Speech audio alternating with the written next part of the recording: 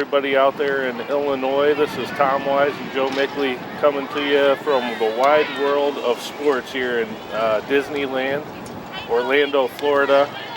Today's game, we have the Geneseo Lady Leafs playing Watertown, Wisconsin. We have the leadoff batter stepping in here, number 25, Annie Lenz, playing in left field for the Leafs.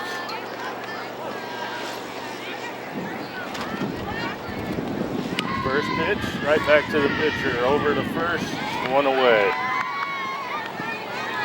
Joe, I believe the last game the Watertown girls won 3 or 4 to nothing against a team we beat yesterday. Correct, yes, Tom. Good morning, it's good. Glad to be here. It's a little chilly in Florida. It's about 50 degrees, upper 40s and windy, but sunny day. Sunny day, can't beat that. Number 5, Robin Schaefer stepping in, the second baseman for the Leafs, batting second. Robin had a good day yesterday at the plate, as did most of the Leafs. We've really been hitting the ball well. Tries to lay down a bunt, foul. 0-2 the count.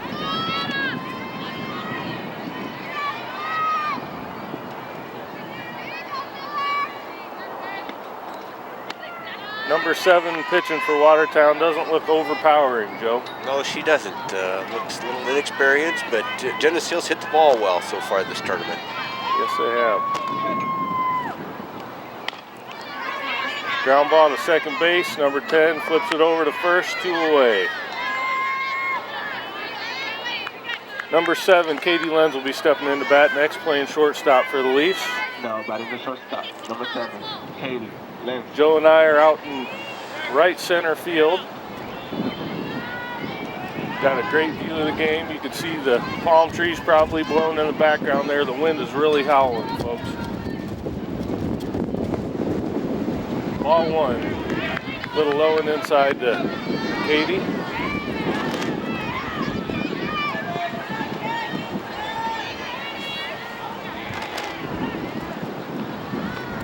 Ball 2. Good eye. Looks like Katie's waiting for a pitch she can handle.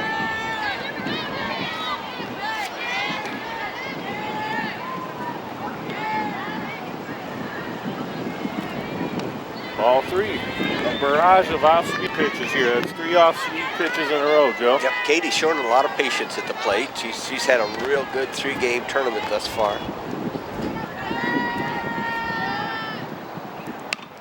There's a ground ball in the hole. Shortstop has a hard time with it. That's got to be a base hit. Well hit. She hit it hard again. Katie's hit the ball every time in 3 games. So, in case you're just joining us, the Leafs won the last game. I believe the final was 11-1. 11-1 in a 10-run roll, mercy roll in 5 innings. They're 3-0 on the tournament. They've won 3 games and put a lot of runs on the board. All right, number 11, Jenna Mickley stepping in to bat here. 2 down, runner on first. See if she can get one in the outfield and bring that runner around.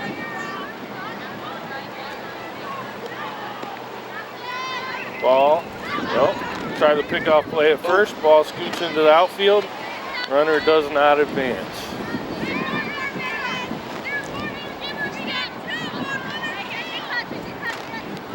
The base runners yesterday for us, Joe. We played a team yesterday. The catcher did a great job throwing from her knees, and we had to stay tight. Yep. Oh, fouled away. Check swing there by Jenna. Sometimes these off-speed pitchers will give you more of a fit at the plate as far as hitting the ball hard, and that's what it's showing so far in the first inning here. Yes, it is. It's also a great time to run if you have some fast base runners. Correct. There she goes. Oh, Jenna sat back on that. Fair ball. Here we go. Katie Lenz is around third. Looks like she's going to score easy. Jenna pulls into second with a double and RBI. All right, number 11, way to go.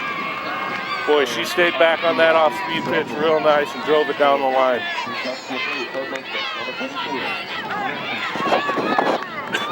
Geneseo has hit the ball well in 3 games. I think they scored 14 in one, 16 in another, and 11 in the last game. So the bats have been very lively here in Florida. Yes, they have. And as customary with softball teams, you have a courtesy runner coming out for the catcher. Olivia Gothals will step in and take over base running duties at second base. We have Lindsey Bigley stepping into the plate. First pitch, ball 1.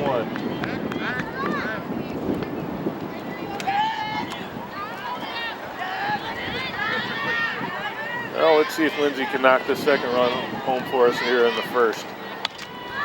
Foul ball out to the right, out of play. Olivia's a nice burst of speed coming in for us off the bench, Joe. She does a nice job of base running. She's probably one of the faster players on the team. Yes, she is. Let's see if she can scoot home here on a base hit. Well, Lindsey had a hard time staying back on that one, pulls it foul. I believe the count's 0-2. 1-2, I'm sorry.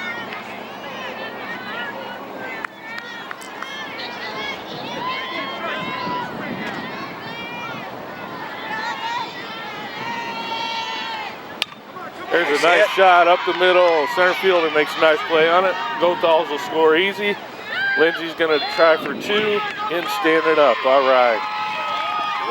Well hit ball there. Hard hit up the middle. Geneseo continues to hit the ball. Yes, they do. Showing no signs of letting those bats lay down. 2-0. They draw first blood here in the first inning. Still have 2 outs. Bit of a 2-out rally going here. Allison Weiss steps into the plate. First pitch on the way. There's a drive to center field. Center fielder's back, drifting over. Nice catch. 3 outs. Not before the Leafs put 2 on the board, though. We're ahead 2-0 here going into the bottom of the first. And Allison has had an outstanding Florida trip here, Joe. She's hit 3 over the fence, including one which was a grand slam yesterday. Yep, as you said, she's got 3 home runs in 3 games, but she's hit the ball well every time at plate. A couple of hard hit doubles and those types of things, and she's really stepping it up. This team's really coming together on the season here with their bats. Yes, they are. Well, let's talk a little bit about the defense for the Leafs. Out in left field, we'll have Andy Lenz starting for us. Second base, we have Robin Schaefer. Katie Lenz will be playing shortstop. Jenna will be catching. Lindsey Bigley be playing third base for the Leafs. Allison Weiss going to be out in center field. Brooke Anderson's going to be playing first. Taylor Wise is in right, and Lexi Clark will be pitching. Boy, the Leafs defensively, I think, have played pretty well, Joe. The last few games, I don't think I've seen any errors. Yes, they have played well. They're very, very solid up the middle. Katie Lenz at shortstop and Robin Schaefer at second base. I don't think they've committed an error, and boy, that's important. Lindsey Bigley's really settled in at third, and Brooke Anderson does a nice job at first. Yes, she has. And I know watching some of the other games the last couple of days, the wind is really tough to play in the outfield. Fortunately, our outfielders have done a real good job of not getting burned by the wind. Yes, they have. All right, first batter stepping in here for Watertown. First pitch is inside, ball 1.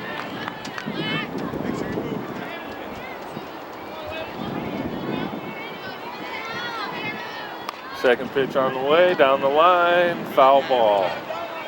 1-1 to count. The leadoff batter.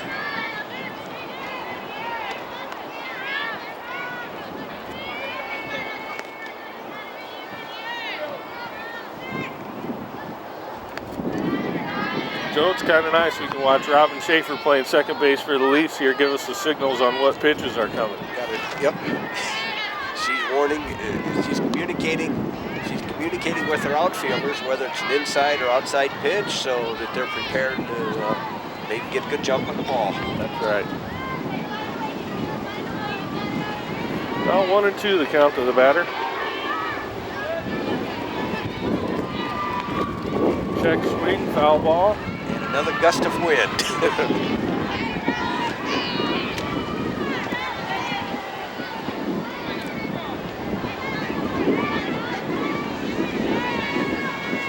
Nice off-speed pitch, ground ball to third base. Lindsey comes up throwing, bang, bang play, got her. One away. Nice job, Lindsey. That ball was not well hit. She's got a strong arm at third base.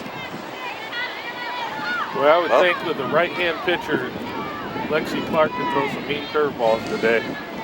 That wind blowing across Lexi's done a nice job of keeping the ball in play, not walking batters, and letting her defense work.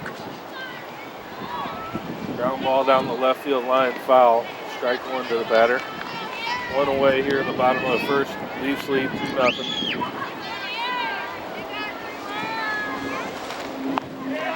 Nice pitch. Gets her on a curveball, low and away, 2 down. The Leafs are playing with a lot of confidence. Those first 3 games, I know Coach Pettit had a couple of questions coming down here, but some of these freshmen and sophomores have really shown up and given him a lot of confidence. Yes, they have. The Leafs are playing folks without their ace pitcher and starting right fielder. Got Lexi Clark done a real nice job. Here's a ground ball to second base. Robin Schaefer throws over to first for the out. And that'll be 2 away here in the bottom of the first. Now batting the shortstop, number 3. Reed. There we go.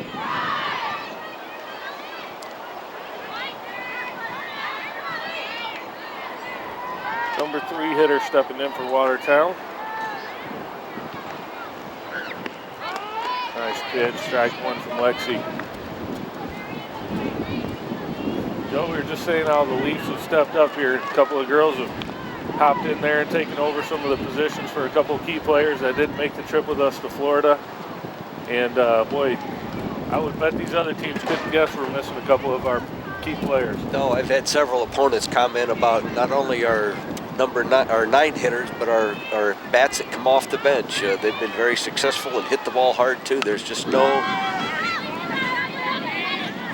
fly ball on the infield, just past the infield, drop in for a base hit for the number 3 hitter. Tough play for Allison coming in and Schaefer going back. Just happened to find the gap right in between them. So with 2 away, we got a runner on first. Number 4 hitter coming up for Watertown. See how Watertown runs the bases here. Decent lead from the girl at first, ball 1. Watertown, Wisconsin, the opponent here this afternoon, our 4th game, I guess late morning.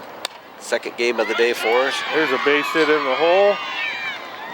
Runner from first will stop at second. Number 4 hitter's on with a single, and here comes the number 5 hitter. We got 2 away. Nice attempt by Katie Lindsay to knock the ball down. It was just hit a little too sharp between third and short. Yes, it was. She made a nice diving stop yesterday, Joe, to save a run up the middle. Didn't get an out on the play, but what a great effort. She does a good job of knocking the ball down. Ball 1 to the number 5 hitter here for Watertown. First and second, 2 outs. Watertown's threatening to score. See if the Leafs can put away the number 5 hitter here.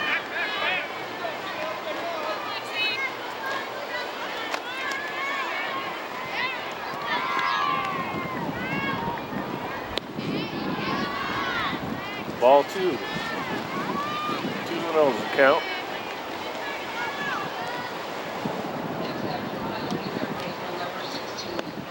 There's a strike.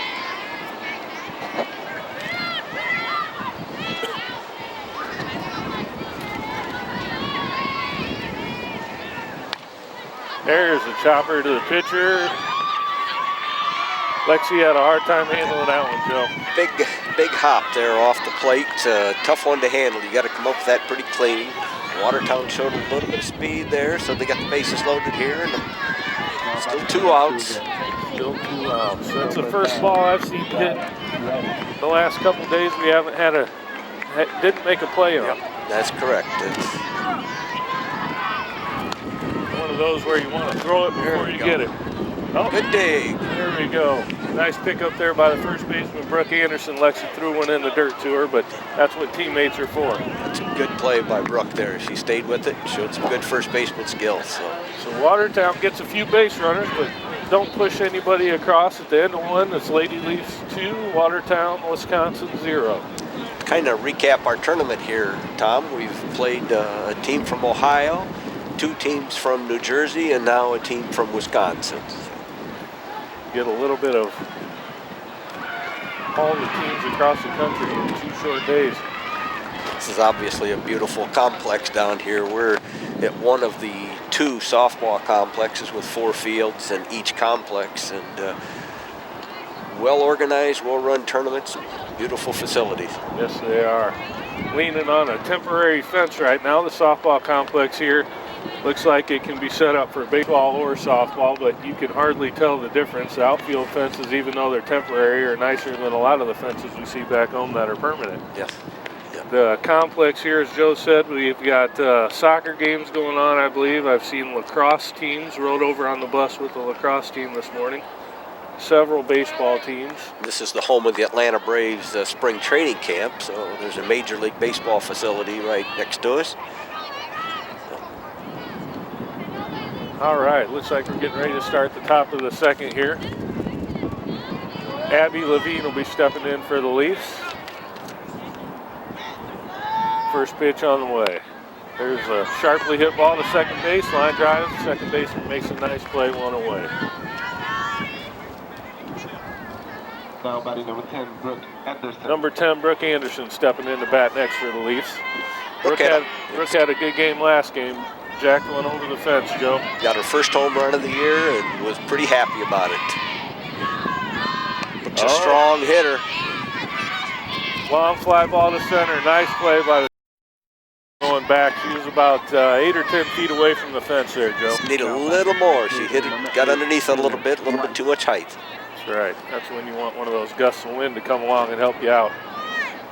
Taylor Wise, the right fielder, stepping in to bat now for the Leafs. Taylor's had a hot bat. Taylor's done a good job for her first varsity start here, this tournament. She's hit the ball well. First pitch in there, strike 1 at the knees.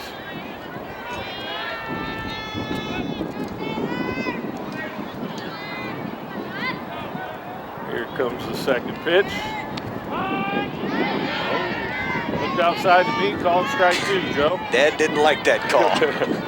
But Taylor's going to be a good ball player in the future. She's hit the ball well. Oh, goes down swinging, strike 3. Tough, high and away pitch trying to protect the plate. Yep. First strikeout of the year for number 8. Yep.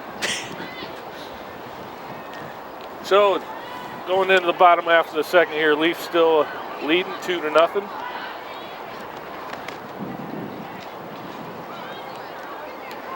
Quick, that's probably the quickest inning we've seen for the Leafs, Joe. Again, that Watertown pitcher is a little more of an off-speed type pitcher. Those are the kind of pitchers that can give big, hard-hitting teams like Geneseo more trouble than the fastball pitchers. And so I'm looking to go through the order one time, and I think the second or third look that the Geneseo girls get at this pitcher, they'll start hitting her a little more solid. No doubt, no doubt. I agree with you there. One thing that those junker ballers sure like, the girls that know how to make that ball move, is a good hard wind, because boy, it really helps them out and it gives the batter fits.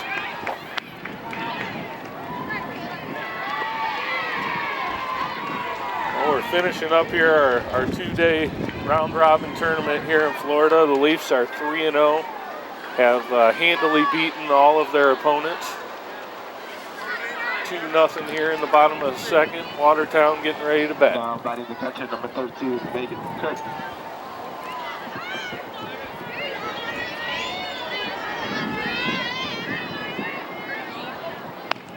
First pitch from Lexi Clark, strike. Outside corner.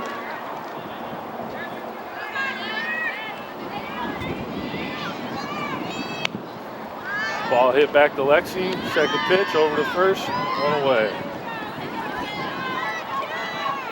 Now batting the So Lexi, after bobbling the first one hit to her, puts 2 in the books. Last hitter last inning, the first hitter this inning. First pitch underway, strike 1.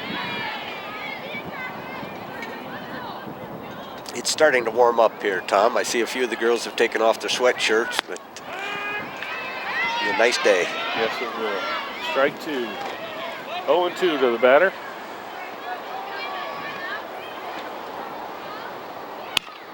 Another ground ball up the middle. Robin Schaefer shuffles over. 2 down.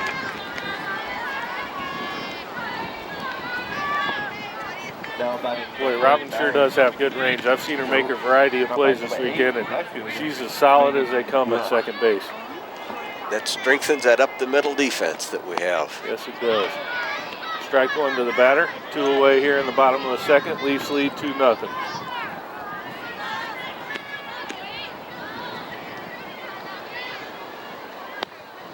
Lexi continues to do a nice job of moving the ball around. She's up high, then low, and she stays ahead of the hitters. Yes, she does. She's doing a good job working out her part of that plate right now. 2-1 to the batter.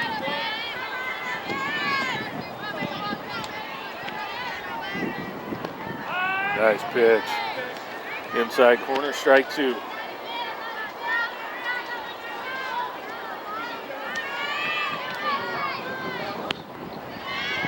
Ball a little high.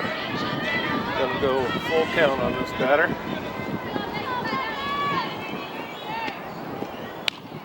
There's a ball hit down the right field line. Scoots back past Brooke. Fair. Into the corner. Taylor gets it in. Hitter has to settle for a single. Good job of preventing her from getting a double out of that. Taylor was there quickly.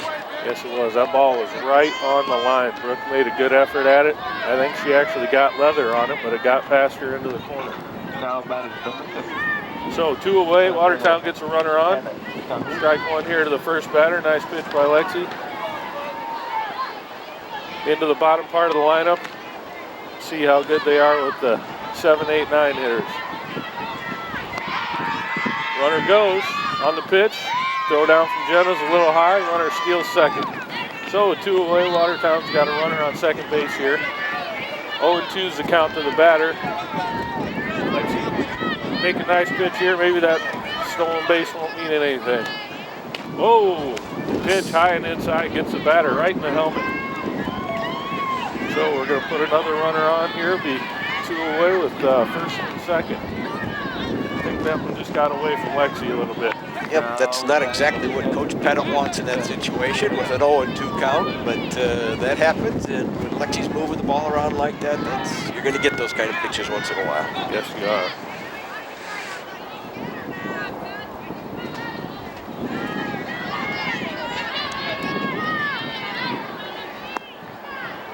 Pitch low and away to the batter here.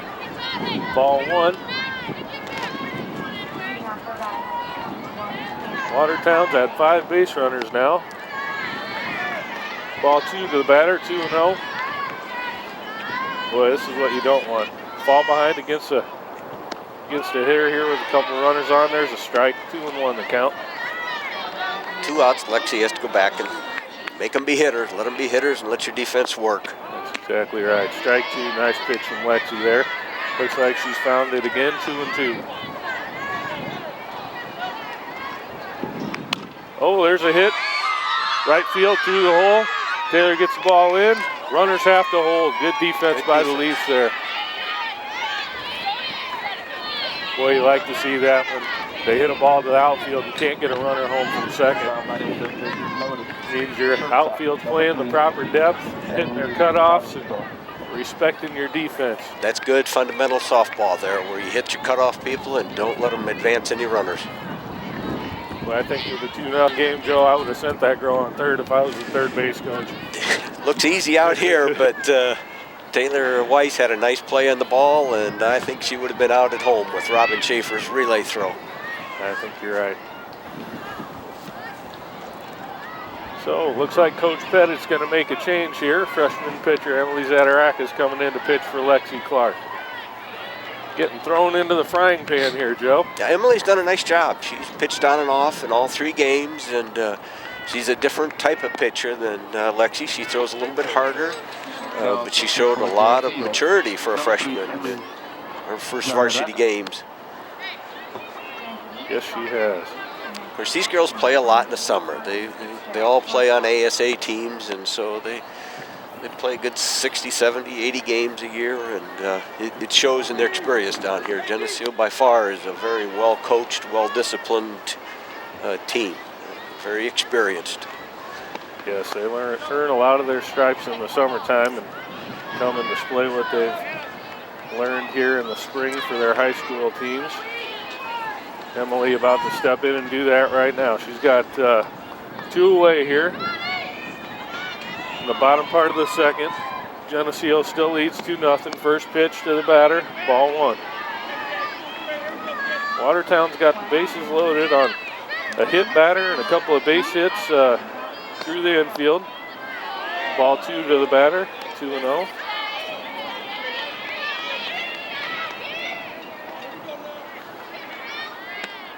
There's a hit into the right center field gap right in front of us here, Joe.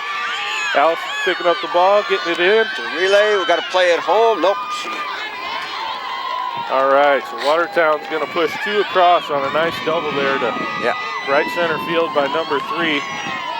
Emily did the right thing. It was a good pitch, went away. Girl got her bat out there, drove it into the gap. Not much you can do about that.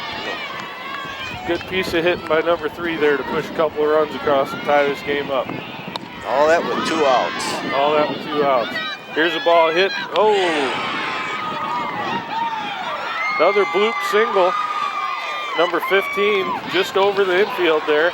Actually, I think our shortstop might have been able to make a play on that if she'd have stayed with it because the wind really pushed it in. The wind is really playing havoc on these high pop flies. They're very, very tough to judge. Yes, they are. Pushes 2 more across. The Leafs find themselves down 4-2 now. Bottom of the second, still 2 away. All this happened with 2 outs, Tom. Just about to say that. You're exactly right. Another batter steps in, second pitch, high pop fly on the infield. Brooke Anderson is there to squeeze it.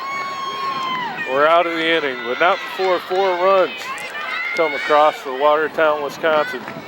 Leafs are down 4-2. Joe, I got a feeling we're going to get the bats out here and make some of that up. I would guess so. This is the first, well, we've been down, I think, in the first game. We were down a couple of runs, but the last 2 games we've never really been behind. In the last game we were down 1-0 and responded real well coming out of the dugout in the bottom of the first inning with 4 runs. So I agree. I think we'll get the bats rolling here. And the last inning, Watertown scored on a couple of kind of what I call one real solid hit, but a couple of bloops that just fell into a spot.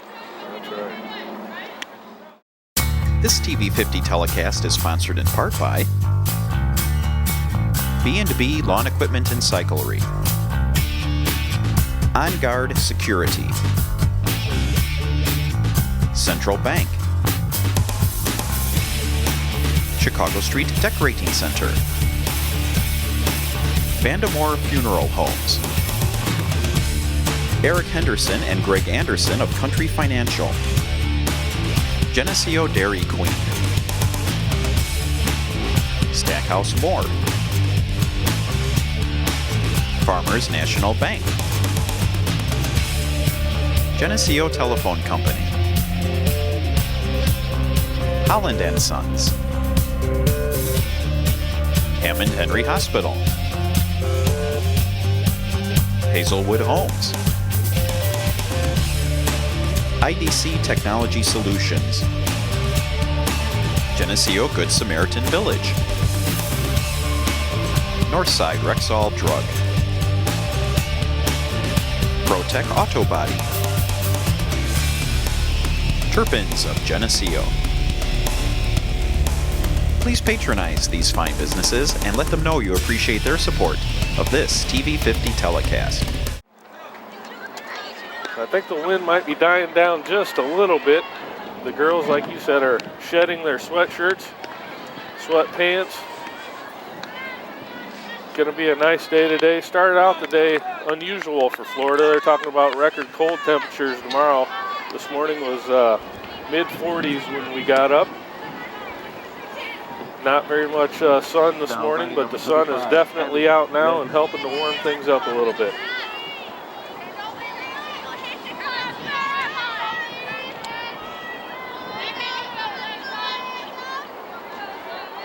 So we have the leadoff hitter here stepping in for the Leafs in the top part of the third, Joe. Let's see if Annie Lenz can get us going. Strike 1. Blowing away to Annie. Annie's our senior leader. She's done an excellent job of leading the team this year. She's shown a lot of experience. Ball low.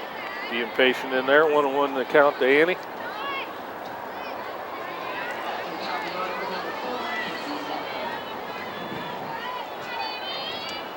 Pitch on the way.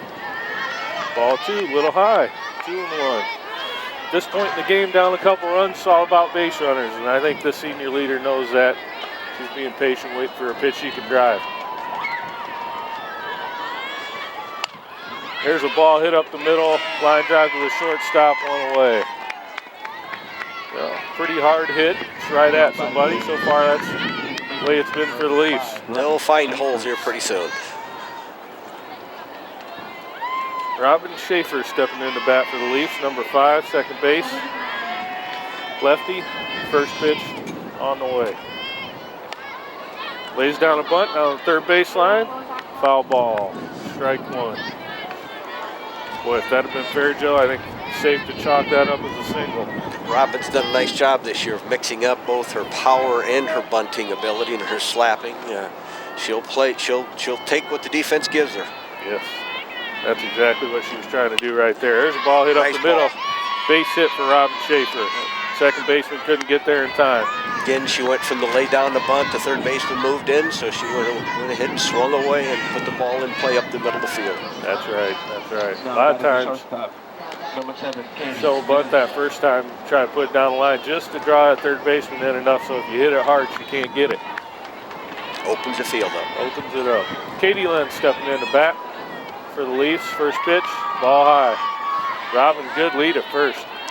Robin's very aggressive on the bases, as well as the whole team. They'll take that extra base if the team doesn't make that proper throw. I think that time Robin was trying to bait the catcher into throwing it down to first, and she was going to take off. A little delayed steal. I think Robin was just checking the attention of the catcher, if she was paying attention to her or not, and looking at maybe in this next pitch going or something. So we'll watch. 1-0 the pitch to Katie coming. Ground ball, foul. Third baseline foul.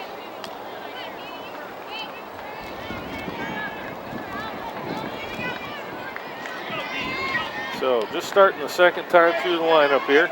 We had a pitcher yesterday who gave us fits the first time through. Second time through, we got a lot of bat on the ball. Oh, foul ball up behind the catcher. Comes back, makes the play. 2 down. Catcher made a nice play on that. Though again, the wind kept that ball in play behind home plate. Yes, it did. Catcher did a good job shedding the mask, getting back there and making the play. Leafs will have to do it with 2 outs here. Jenna stepping in to bat. Jenna Mickley, the catcher for the Leafs. Might look for Robin to take off here with 2 outs and Jenna at bat. Not a bad time to try stealing, make something happen, get her in scoring position. I agree, Joe. Let's see what Coach Pettit decides to do here. There's a pitch high. She's going. Throw down to second. Not in time. Stolen base for number 5, Robin Schaefer. I agree with you there, Joe. Not much loss. Get thrown out at second. Jenna's a great hitter. She's going to push her across with a base hit here. If she happens to get thrown out, you start the next inning with a good hitter at the plate. Oh, there's a ball hit on the infield. Little fly ball to the third baseman. Leafs go down. Again, that changeup, slow, tight pitcher seems to have us a little bit cuffed on our hands here, but we'll get them. Well, here we go into the bottom of the third. Leafs are down 4-2. A lot of ball game left to play. This is a great tournament for our young team. We're looking on the field now, and we have basically 2 seniors, 2 freshmen, 3 sophomores, and a junior, 2 juniors playing. So a good experience. We got 2 games in yesterday. We get 2 games in today, and as Coach Pettit said, then the girls are free for a day and a half to have some fun and enjoy themselves down here and have a little vacation as part of the game. Yes, it is. Good for the girls. They've been working hard this spring, put a lot of hours in, and no doubt they're having fun playing softball and get to spend a day and a half at beautiful Disney. Good spring break. Then they'll get to go home and face some cold weather, and conference play starts soon. Watertown stepping in here, getting ready to start the bottom of the third inning. Watertown has a 4-2 lead. Zadarak on the mound, throws strike one to the batter. 0-1. Boy, Joe, as soon as we mentioned the wind starting to die down, here it comes again. It gusts, and you know, you can see it affecting some of the pitchers and some of the pitches, and obviously the pop flies. It'll die down and then it'll gust. 0-2 the count. Ooh, nice hit ball. Sharply hit ball. Through the hole between third and short. Watertown has a leadoff batter on. Boy, this is the best hitting team I think we faced thus far, Joe. I agree, Tom. I was just thinking that myself. They've hit the ball sharply. Good line drive shots. And see if the Leafs can turn a double play here. Turned a real nice double play the first game of the tournament. There's a bunt. Sacrifice, gonna have to take the play at one away. Runner stays at second. good So, play. looks like Watertown's playing for a run here. Yeah, good play by Emily Zadaraka there to field that bunt. Robin covering first as the first baseman was crashing towards home to cover that bunt. But nice bunt, nice play by the defense. So we got one away, runner at second. First pitch to third batter of the inning here, ball one. That was Watertown's first bunt of the game. A lot of times teams will do that just to make sure you're fundamentally sound against the bunt. He's looking for a weakness. Right now, Geneseo hasn't shown a lot of defensive weaknesses. No, they haven't. 2-0 the count to the batter. Jenna calling for a pitch outside. Ball 3-0.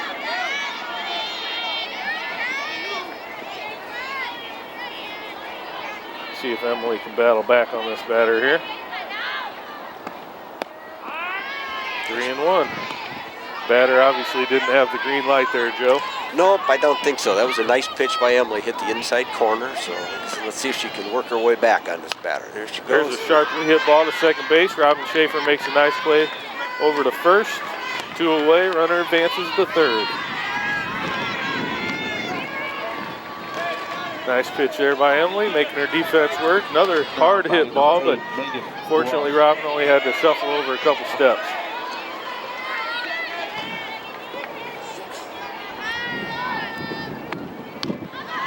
First pitch to this batter, foul ball out of play, onto the other diamond. 0-1. Nice pitch there. 0-2.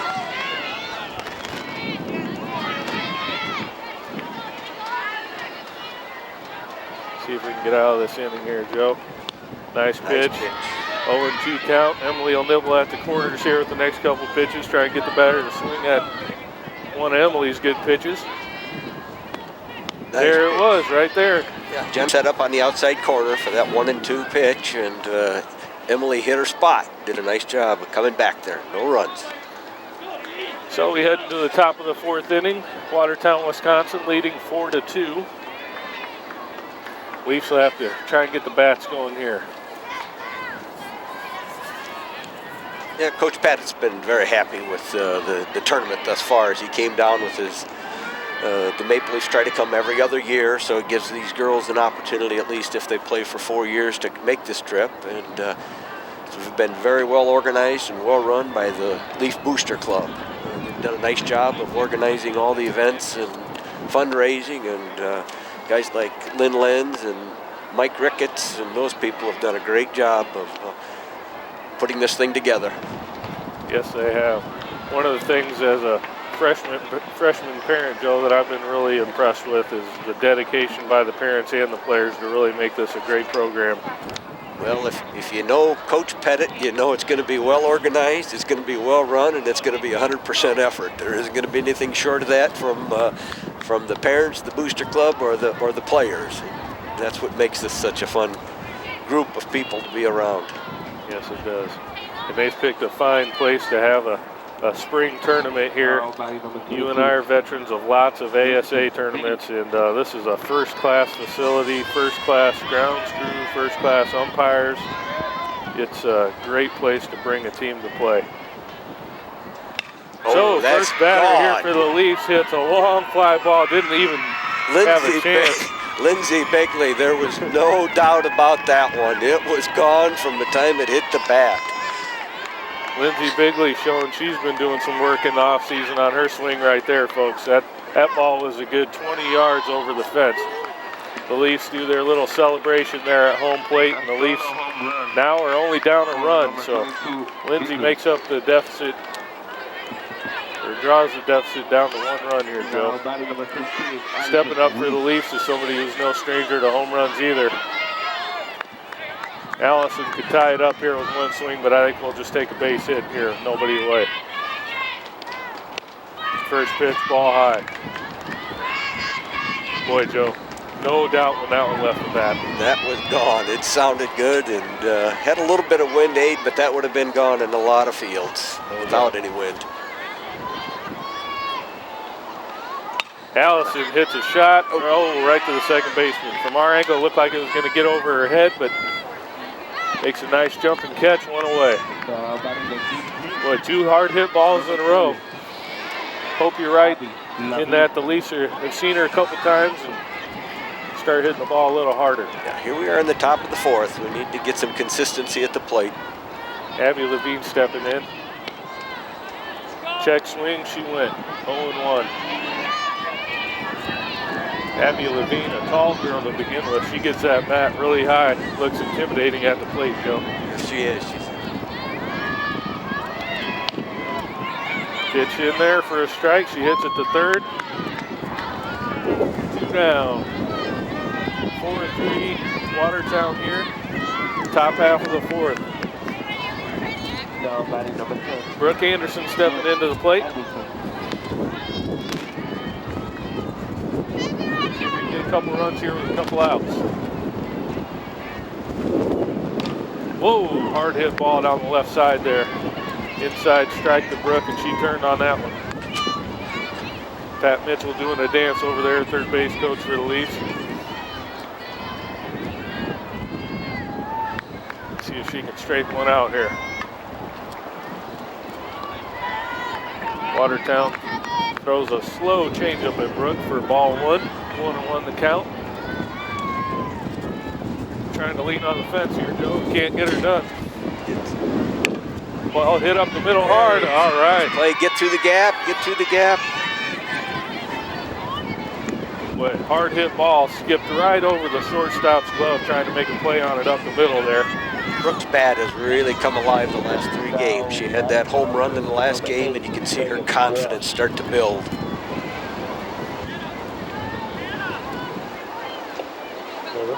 Nice hit by Brooke up the middle. Leafs still have a little life here in the 4th inning. 4-3, trailing by a run. Taylor Wise stepping in the back. Looks like we have Olivia Gothal stepping into first base to run for Brooke Anderson.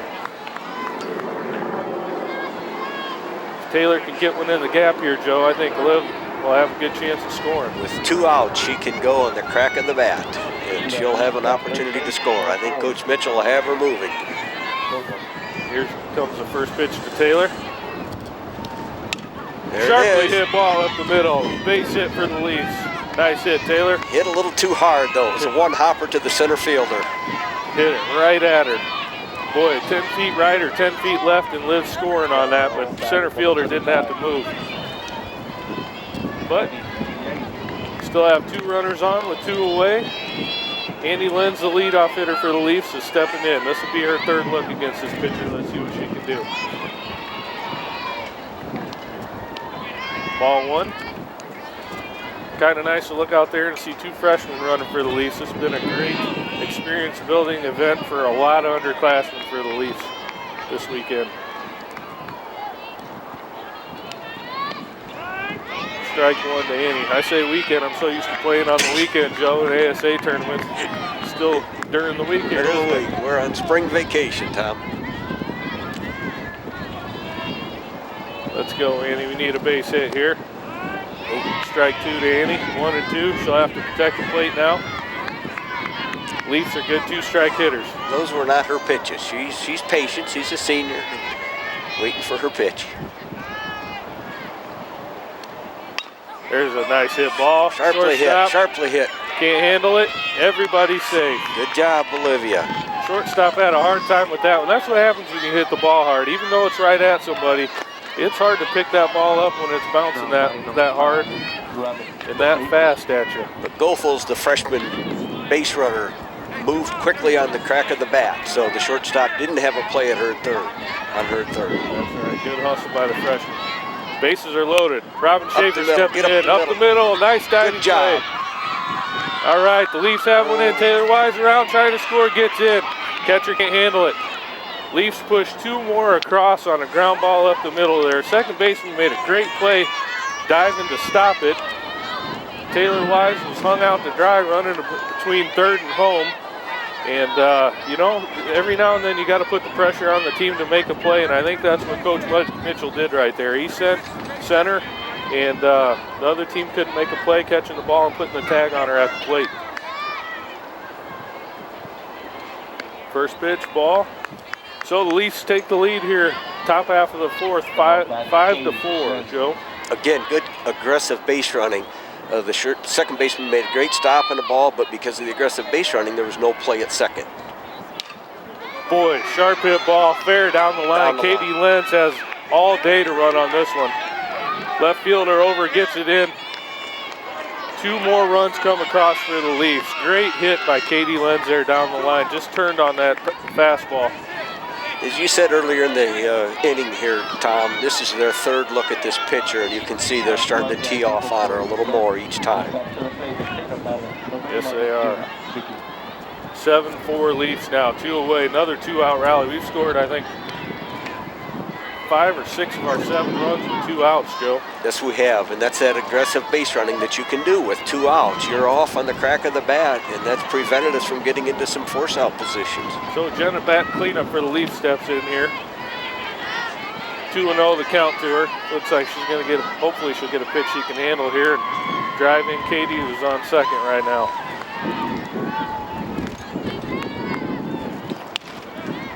Ball hit the third. Third to first for the 3rd out of the inning, but not before the Leafs put several on the board and find themselves up 7-4 here going into the bottom of the 4th. Well, all the work that these girls do in the winter with Coach Pettit and the hitting is showing off in this tournament. As we've watched other teams, we've had several compliments from opposing coaches and fans about how hard we hit the ball and how we hit the ball not only 1 through 9, but our bench is so strong. There's girls that aren't in the starting lineup in the regular that Coach Pettit is not afraid to go to in critical situations for a key base hit. You got Ellen Despain, she's done a great job. Allison Hudson has come in several key situations. Tawny Ricketts has done a nice job. So this is a strong Geneseo team this year, and Coach Pettit has them coming together. Yes, we're looking very, very good early in the year here, Joe. And just like you said, 6, 7, 8, 9 hitters on the other teams. We've seen some holes where some of the players aren't very strong on the other teams, and I think it's safe to say some of our players who aren't starting for the Leafs today would be star players on those teams. It really speaks to the hard work these girls put in the offseason and Coach Pettit getting them ready for high school ball here.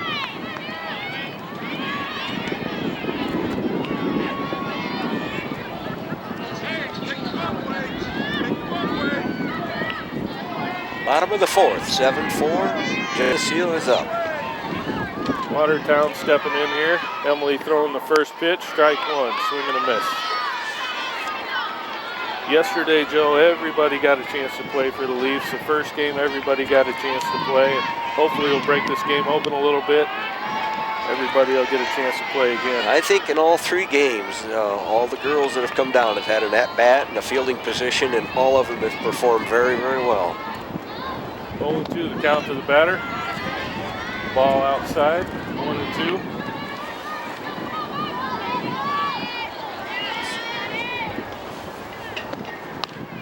Grab ball to third, foul ball to third.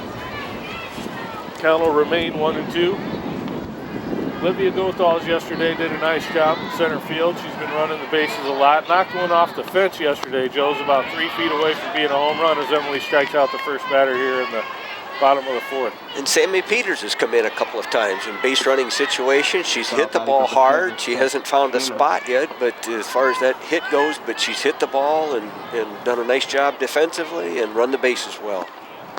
Ball 1 to the second batter here. Ellen Despain came in yesterday, had a couple of real nice base hits. Ball 2 to the batter, 2-0.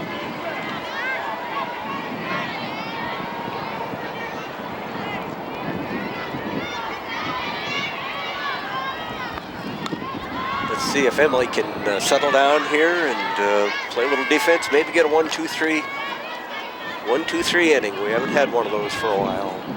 We have not had one of those in a while, you're right. Fly ball, right field. Olivia Gothal's substituting in for Taylor Wise this inning. Is over to make the catch. 2 down. That's not an easy play with this wind. It looked easy from here, and it may look easy on the camera, but with the wind gusting like it is, Olivia did a nice job of getting her feet underneath the ball. Ball 1 to the batter. Yes, she did. Nice play over to her left on that. Defensive changes for the Leafs. Looks like Olivia came into right field. The Levine girls in at first base. Abby Levine is at first for Brooke Anderson. Those, I believe, are the only changes defensively for the Leafs. 7-4 in the bottom of the 4th. The pitch from Emily's ball low. 2-1 the count, 2 away.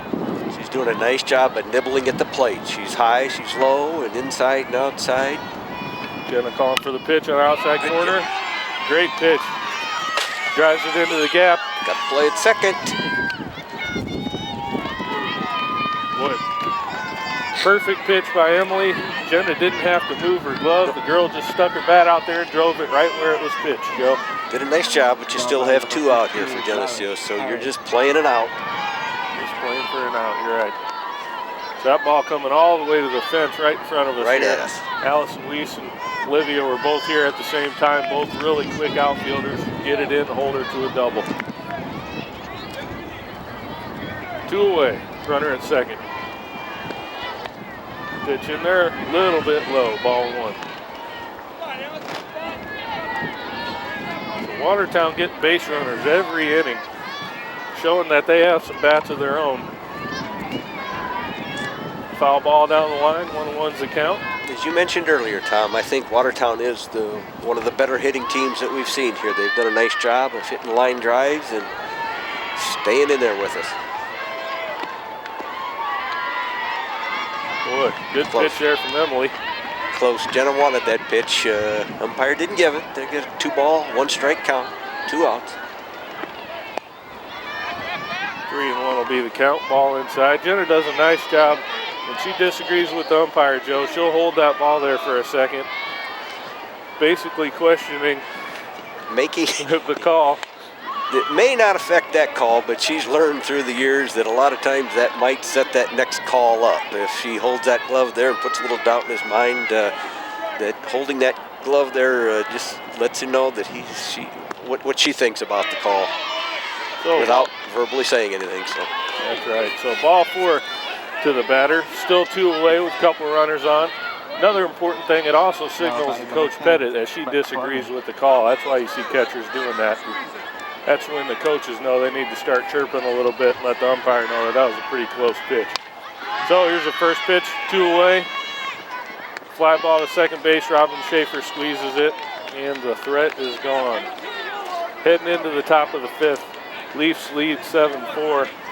Watertown stranding lots of base runners. Leafs doing a good job with runners on base of closing the door on them. This TV50 telecast is sponsored in part by B&B Lawn Equipment and Cyclery, On Guard Security, Central Bank, Chicago Street Decorating Center, Vandamore Funeral Homes, Eric Henderson and Greg Anderson of Country Financial, Geneseo Dairy Queen, Stackhouse Moore, Farmers National Bank,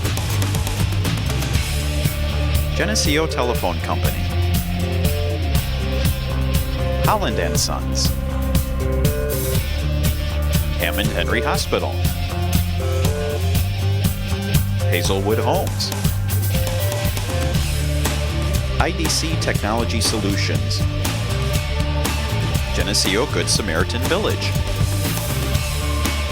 Northside Rexall Drug, ProTech Auto Body, Turpins of Geneseo. Please patronize these fine businesses and let them know you appreciate their support of this TV50 telecast. Move into the top of the fifth here. This has been by far the best game we've had of the four as far as competitiveness. Watertown's shown a lot of desire to come back. They've hit the ball well and they've played just good enough defense, and we'll see if Geneseo can get those bats rolling again. We'll see how the defensive changes affect the batting lineup here, Joe. A couple of changes adding for the Leafs. I imagine we'll see a couple more before this game's over. Coach Pettit doing a good job of getting all the girls in and getting some experience for everybody. Honestly, from top to bottom, as I look at the sheet, Joe, I'm sure every girl that the Leafs have brought has had at least one hit. I agree.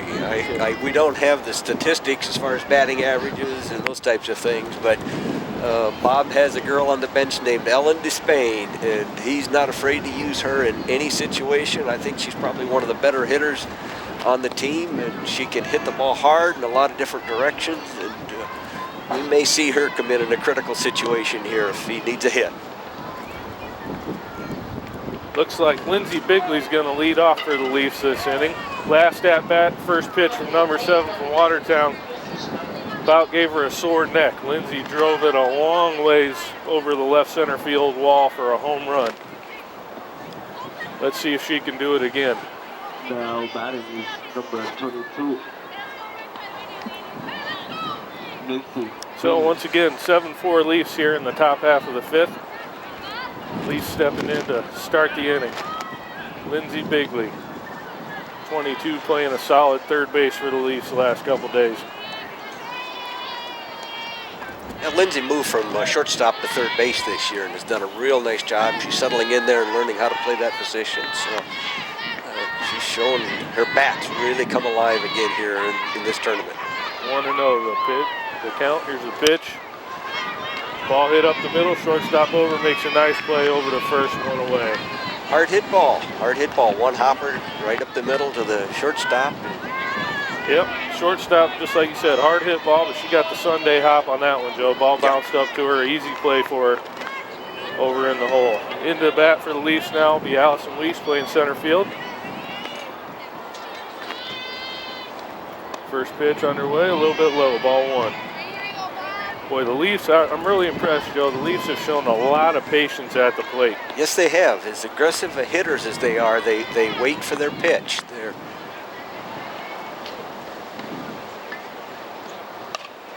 There's a ball hit hard to third. Sunday hop again over to first, 2 away. Watertown showing play some solid defense. Last couple of balls Leafs have hit have been pretty much right at them. And Watertown's making the plays.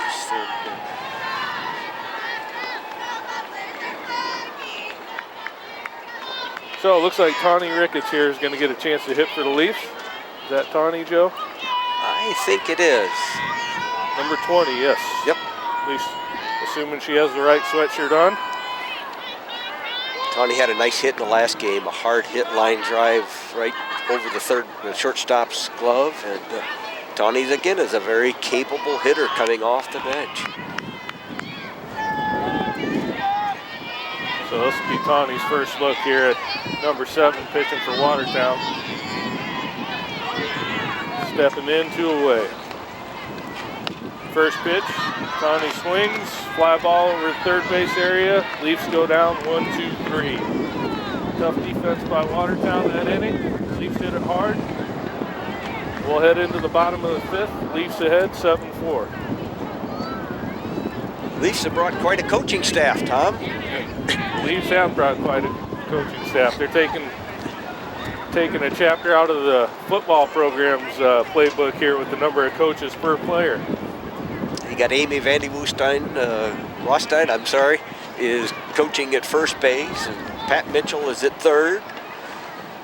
And Scott Hardison is in the dugout with Scott May, who's the scorekeeper. And of course, we got Jesse Dobbles with the equipment manager, and Bat Boy does a good job. And of course, Coach Pettit is here in the dugout, keeping things organized.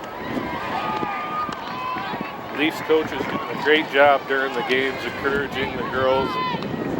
Boy, you see the girls running off the field after an inning, Joe, where perhaps they could have done something a little different. The coaches divide and conquer and let each of the girls know what they might have done a little bit better. And I'm really impressed with them thus far. But again, Bob goes to his bench. Allison Hudson comes in at left field, and Annie Lenz moves over to first base. Bob is not afraid to use any of these. He's very, very happy with this entire roster. Every person on this roster brings something to this team.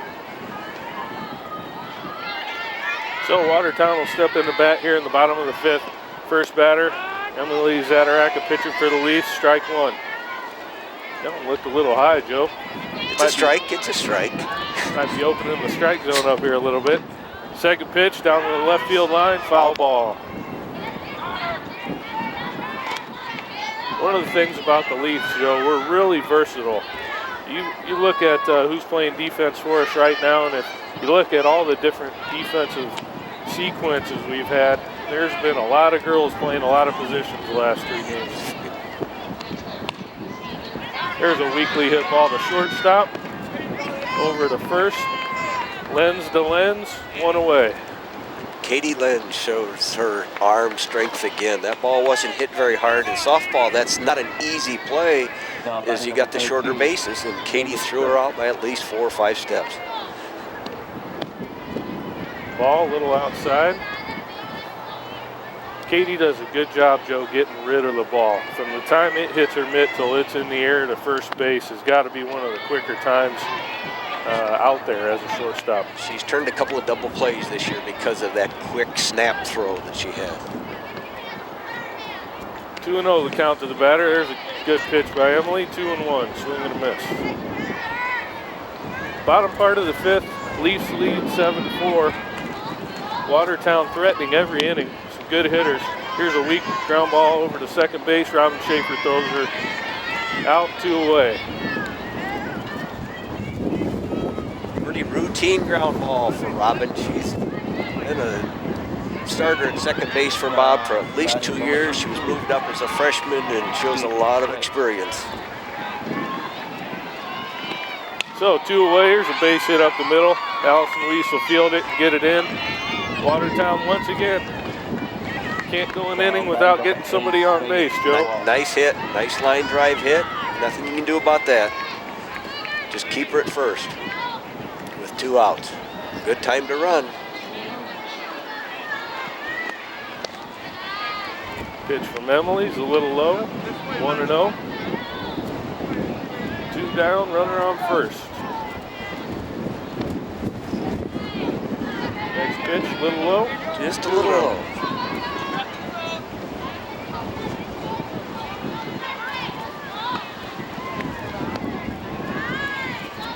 Ball 3. See if Emily can battle back here.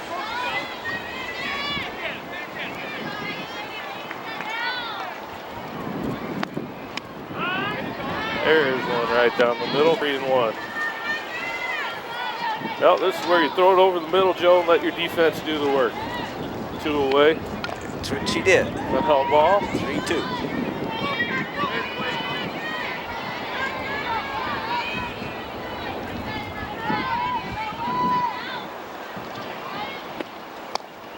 There's a pitch a little low and in. So Emily walks batter. First and second, 2 away. Which is, I believe, how we ended last inning. Watertown had a runner on first and second. Looks like Watertown's bringing in a pinch runner at second base. Leaves are going to huddle up out the middle of the field and discuss defensively where they're going to go with the ball. With 2 outs, they've got a lot of options at each bag depending on where the ball's hit. And that's what they're discussing right now. Make sure you cover your bag no matter where the ball's hit. If it's a ground ball, it may come to your bag. So. Second base, number 5. So they all hustle back to their position. We're set to go. 2 down. Here's the first pitch. Ball a little high. Boy, the second base and the shortstop get a great workout. Yes, they do. Between every pitch, they got to run over and cover a base to keep that runner close. Here's a foul ball up behind Jenna. Out of play.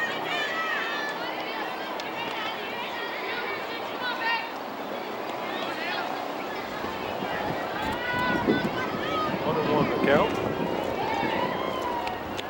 Nice pitch from Emily. 1-2. She's hitting that inside corner.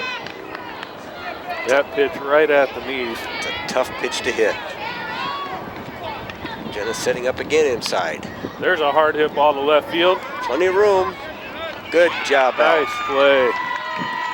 And a nice catch by the left fielder. Allison Hudson made that catch in foul territory. Big play. I don't think it was fair, but she made a nice jump on the ball and pulled it in. Pulled it in. I think the wind came into play on that one too, Joe. I think normally that ball might have been foul.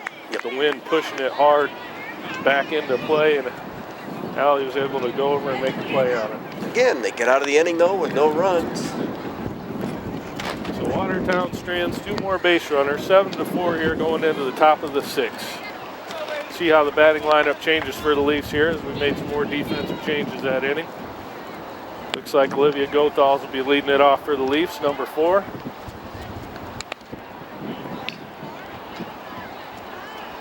The freshman showing yesterday her wheels and also that she has some pop in her bat, Joe. She put that ball up against the fence yesterday afternoon, and as you said, she's always had the speed. But again, these freshmen have hit the ball well.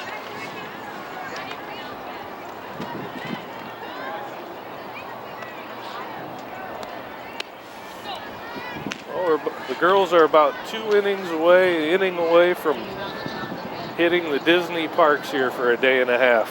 Yeah, it'd be a lot more fun if they go over there 4-0. I know it wouldn't be for Coach Pettit, but I know he's happy with the showing thus far, winning the first 3 games by the margins that they have. They've really dominated the other 3 opponents. We've talked about the bats, and we don't mean to be redundant, but Geneseo has hit the ball very solidly up and down the lineup. There's just no holes in there. There's no automatic outs. All right, so Watertown's getting set to go. Olivia taking a couple practice cuts and she'll dig in.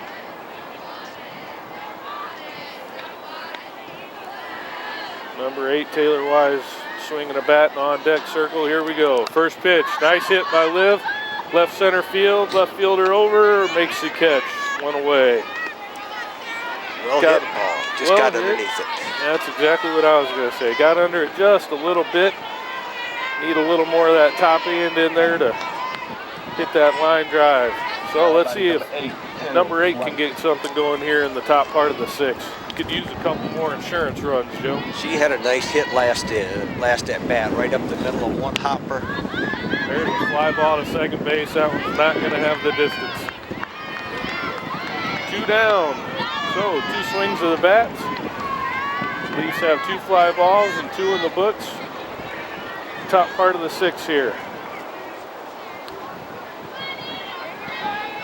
So you like to see aggression at the plate if you get a good pitch, and I think Liv and Taylor both had good pitches to hit there, just got under them a little bit.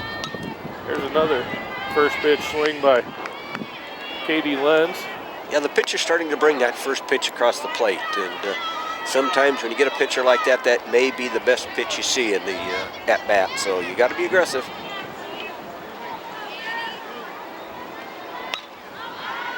Another foul ball from Katie. 0-2 will be the count.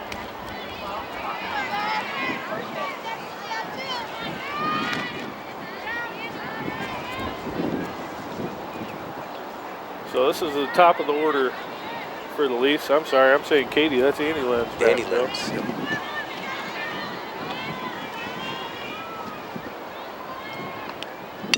There's a hard hit ball. Nice hit Once ball. again, right over the shortstop's glove.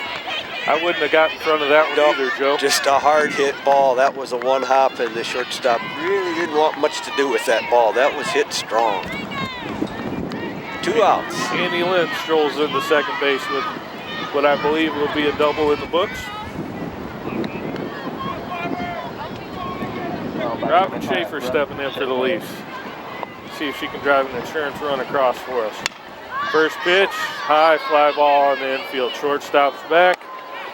That's going to do it for the Leafs this inning. No runs, 1 hit. Heading into the bottom part of the 6th, Leafs lead 7-4. Tom, yesterday we had a couple of Geneseo retirees join us over here at Disney World.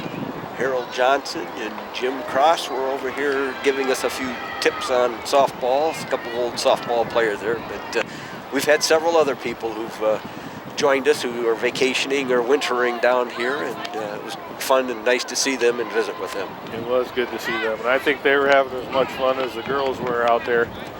I know I enjoyed chatting with both those gentlemen. I used to sit in front of Harold at church on Sunday mornings, and good to see him again.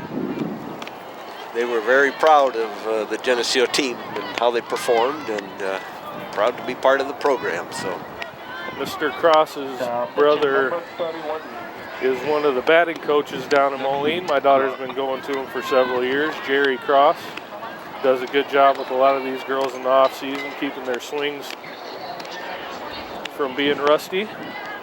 and Jim could hit a ball when he was a young guy. I don't doubt it. I don't doubt it.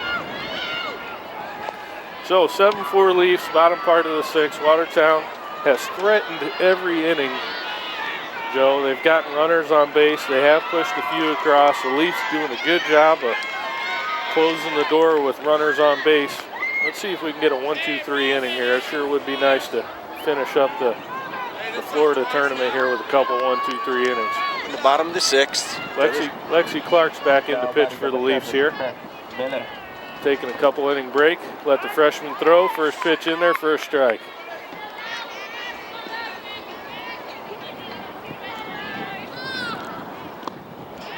Defensively, I think the Leafs are the same as they were last inning. Yes, they are.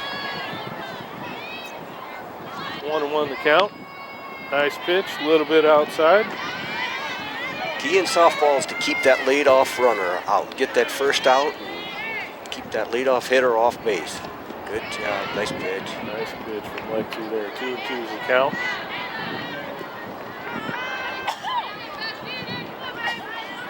Boy, it's warmed up at least 5 or 10 degrees since we got here, Joe. Feels a lot better. There's a nice ground ball. play. Nice play by Robin over in the hole. Tough hop to her left side, away from her. She had to angle away and deep on the ball and did a nice job. Made it look easy though. Robin is so solid. Yes, she did make it look easy. Number 3. 1 away. Hey, Reed, left. Ball 1 to the batter. 7-4 Leafs here. Bottom of the 6th. Watertown down to their last 5 outs. Ground ball, another one hopper to shortstop this time. Throw to first. Oh, in the dirt. Can't handle it. Runner will be safe.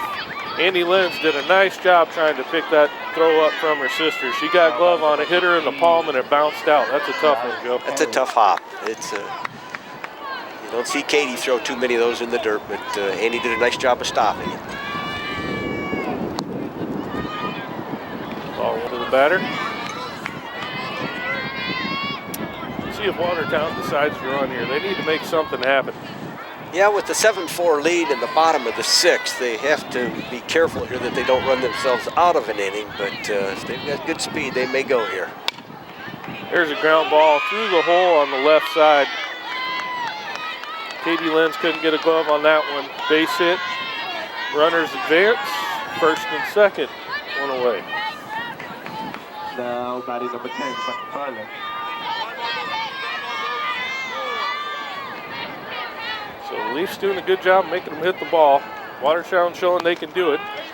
Strike 1 here to the batter. This is the heart of Watertown's hitting order as far as scoring runs and hitting the ball and putting it in play. So we got to weather through here.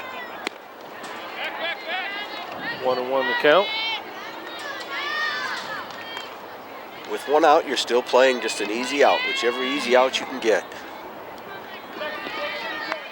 The batter represents a tying run here, Joe. The Leafs would be happy with the ground ball up the middle to turn a couple, I think. There's a fly ball to right field, out of play. Olivia Gothal's over, ran out of real estate. Geneseo has that talent this year to turn that double play, whether it's hit to the right or the left side of the second base. With the strength we have, they can turn that double play. So that would be the pitcher's best friend right now. Ball in the dirt. Jenna Mickley does a good job getting over in front of it. Going to be full count to the batter. Let's see what happens here. Here's a ground ball, third base. Lindsay over, makes a nice play on a short hop. Tough throw to first. What's the call, Joe? There's a question on the field. I didn't see a call. Out. She's out at first. Looks like the umpires He called her out. talking about it here. Runner's still on the base. I think the umpire who normally makes a call on that was shielded from the ball. He couldn't see it. And looks like the home plate umpire over to tell him that she did indeed bobble the ball. So we couldn't see it from here either. It was a bang-bang play. The infield umpire did call her out on a question from the Watertown coach, and the home plate umpire ruled that she had bobbled the ball. Like Tom said, it was a close call. So Coach Bennett out to offer his 2 cents on the play. Not going to change anything. So Watertown will have the bases loaded here. The bottom part of the 6th. Leafs lead 7-4. Looks like Coach Pettit's going to play his infield in to cut the run off at home. Yep, we got one down. First pitch from Lexi, strike 1. What you're taught here, if the ball is hit directly at you, you can go home. If it's hit to your right or left, now he's backing him up. There's a ground ball right back to the pitcher. Lexi throws home to Jenna, who's on home plate for the out. Got the force. So that's exactly what you want if you're the Leafs there. Nice easy throw from the pitcher to the catcher. Foot on the plate, force out, 2 away. Now you can back your infielders up and play for an easy out. Cut down those holes so you can cover the infield. So the Leafs will just do that. Middle infield's back. Strike 1 to the batter. Swing and a miss.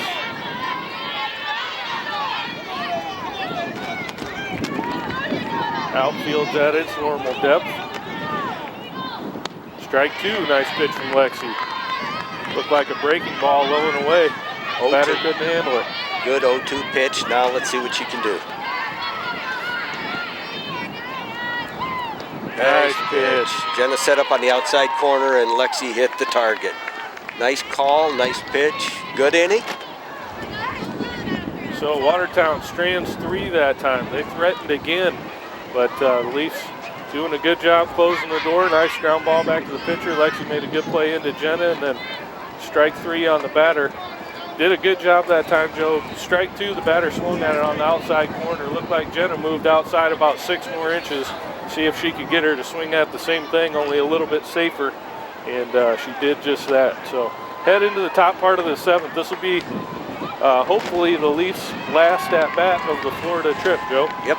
Let's see if we can get those bats going again and add a few more runs. And but again, they've done a nice job. The Leafs have done a nice job defensively. They haven't shown any signs of pressure or cracking when they get the bases loaded, and they get those plays, and they make those plays when they need to. So.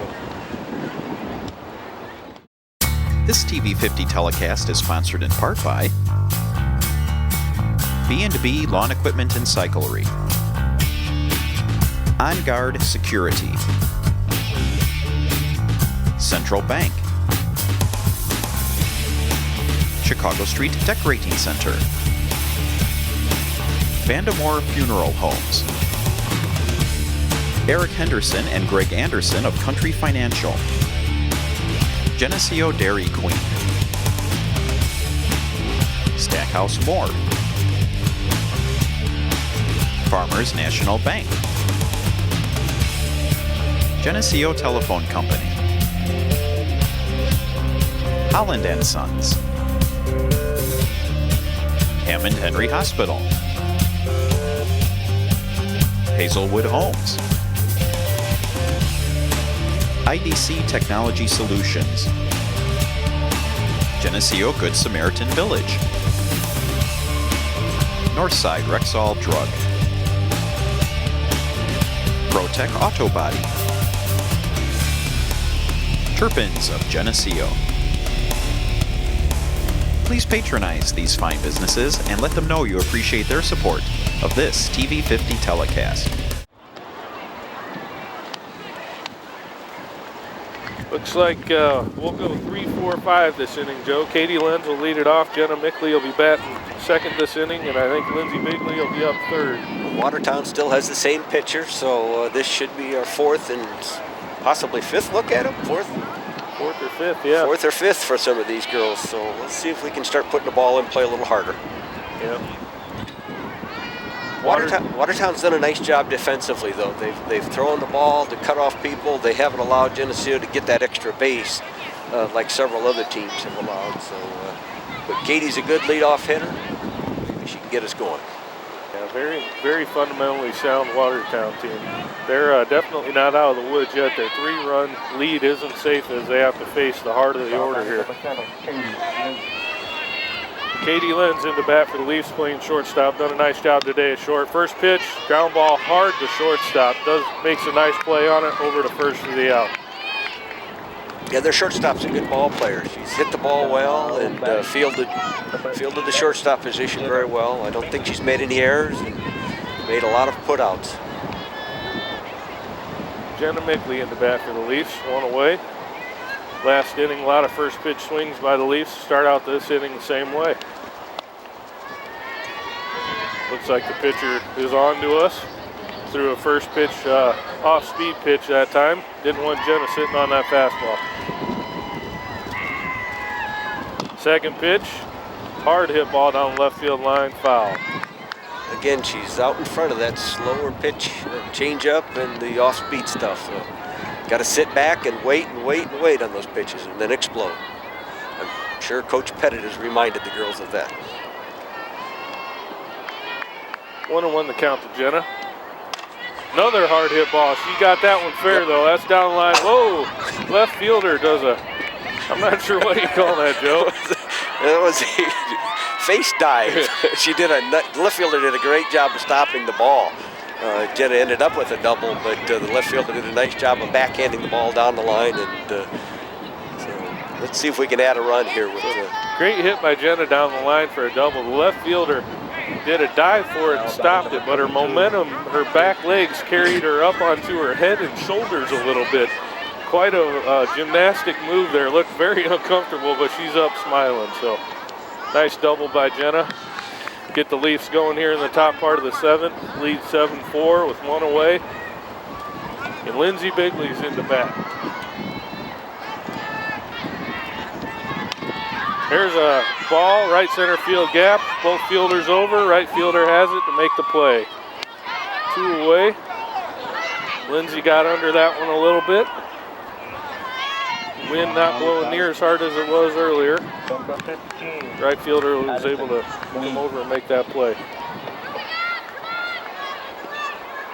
So Allison Weiss will have to knock in Jenna here, Joe. Let's see if we can get it here with 2 outs. Ball 1 the pitch, gets away from the catcher. Jenna aggressive on the bases and takes third. Nice play by Jenna. Now one step closer. Now a hit will score, so let's get that run out there.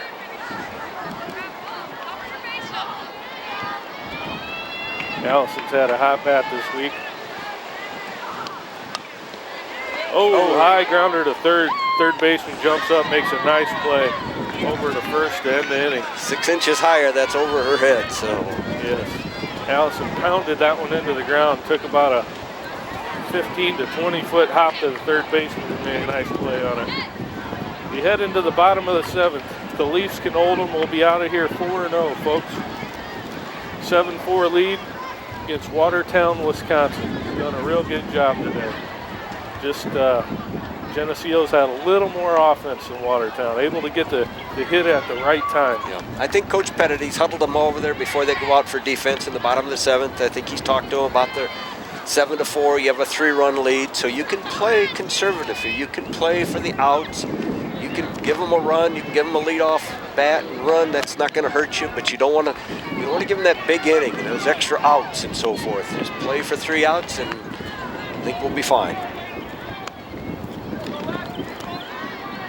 Probably reminding them where they're at in the batting order and what those other batters have done, as Coach Pettit is always right on top of the game and understands the strategies of softball so well.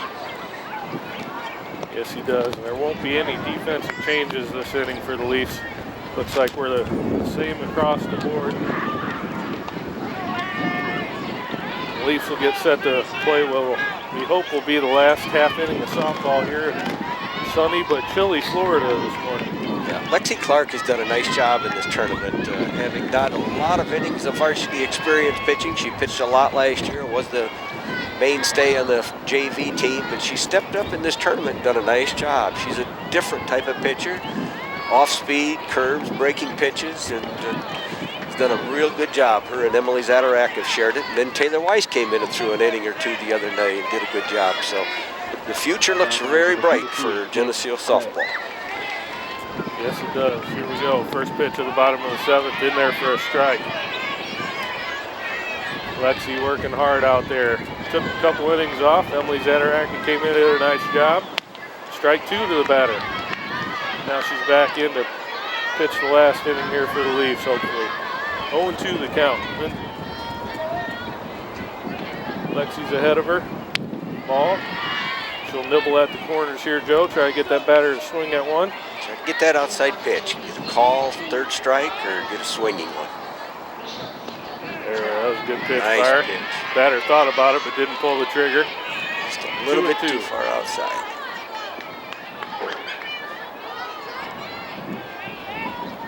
Got her.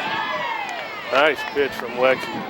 Sometimes you throw the high heat, Joe, and it's too hard to lay off of it. Well, the high ball looks so big and so easy to hit, and it's probably one of the most difficult balls to hit, but it's tough to pull back. When you're throwing at that speed, it's a reaction. 1 away, bottom of the 7th. Ball 1 to the batter. Leafs lead 7-4.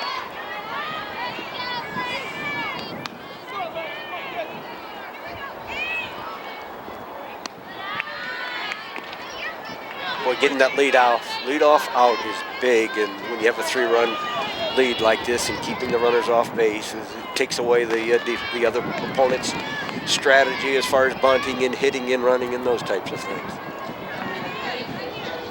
Yeah, it's really taking the wind out of their sails here in the last part of the 7th. Strike to the batter, 3-1's the count. Normally when a team is down by a couple, they get that leadoff runner on, the dugout just comes alive. Here's a hard hit ball over to Robin, slides over. Line drive, second base, Robin Schaefer there to make the catch. So 2 away. Now the Leafs can relax, and they know they're just playing for 1 out. Everybody in the dugout on their feet for both teams. Geneseo has a nice little contingent of fans here in the stands. Yes, we have. The parents have been very supportive, and it's been a good trip. 0-2 the count to the batter, so Lexi wasting no time. Gets out ahead. 0-2. See if she can get this batter to go after the high hard one.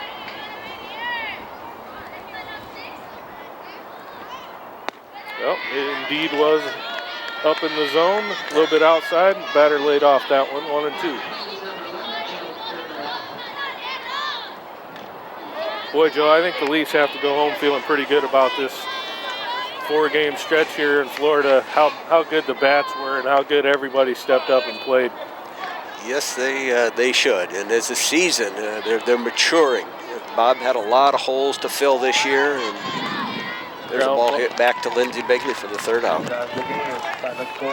So that does it.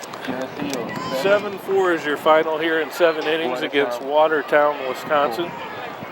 Leafs, good display of bats that game as well.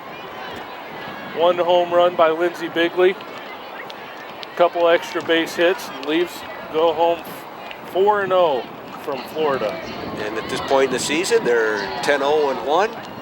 If I'm correct, they're 10-0-1 and doing a nice job. And Coach Pettit has put the pieces together. He's brought along 3 freshmen for this particular 4-game series. He's utilized everybody on the bench, hitting, fielding, and the pieces are starting to fall together, as it always does for Coach Pettit's Lady Leafs. Yes, it does. So we'll look forward to going back to Illinois in cold weather for some spring softball here in the next couple of weeks. And we'll sign off here from Orlando, Florida. Tom Wise and Joe Mickley and Keith Kennett, happy to bring you the game today. The girls, I think, will go enjoy the parks here at Disney for the next couple of days, and we'll see everybody back in Illinois.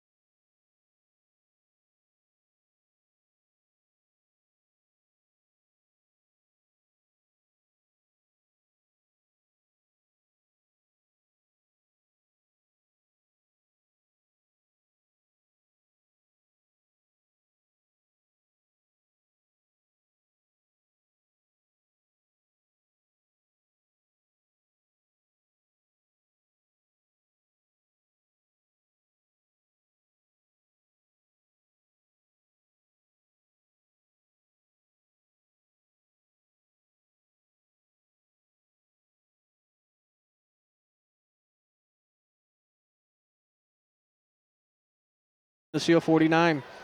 Hamer looks him over, sends a wing back in motion. In a sprint out action near side. Got some time to throw it. Going to have to tuck it up, nothing going. Loses about 5 yards on the play and knocked out of bounds. No, they're not going to call him out of bounds. The clock's going to continue to run as he loses 3 on the play. Does Hamer, the quarterback, as he got just strung out too far and couldn't get his shoulders turned upfield to throw the ball. Well, that time he did a nice job of not throwing the ball and making the turnover because the Moline defenders did a nice job of covering. But coaches need to talk to him, and instead of taking that 3-yard loss, all you got to do is throw it out of bounds and get. Not only will that stop the clock, which is against your favor, which is running right now at 6:33 and counting down, but it also negates the 3-yard loss. Wide receiver to the right side this time. Hamer looks him over. Wingback goes in motion the same way. Patton's going to go out to the flat.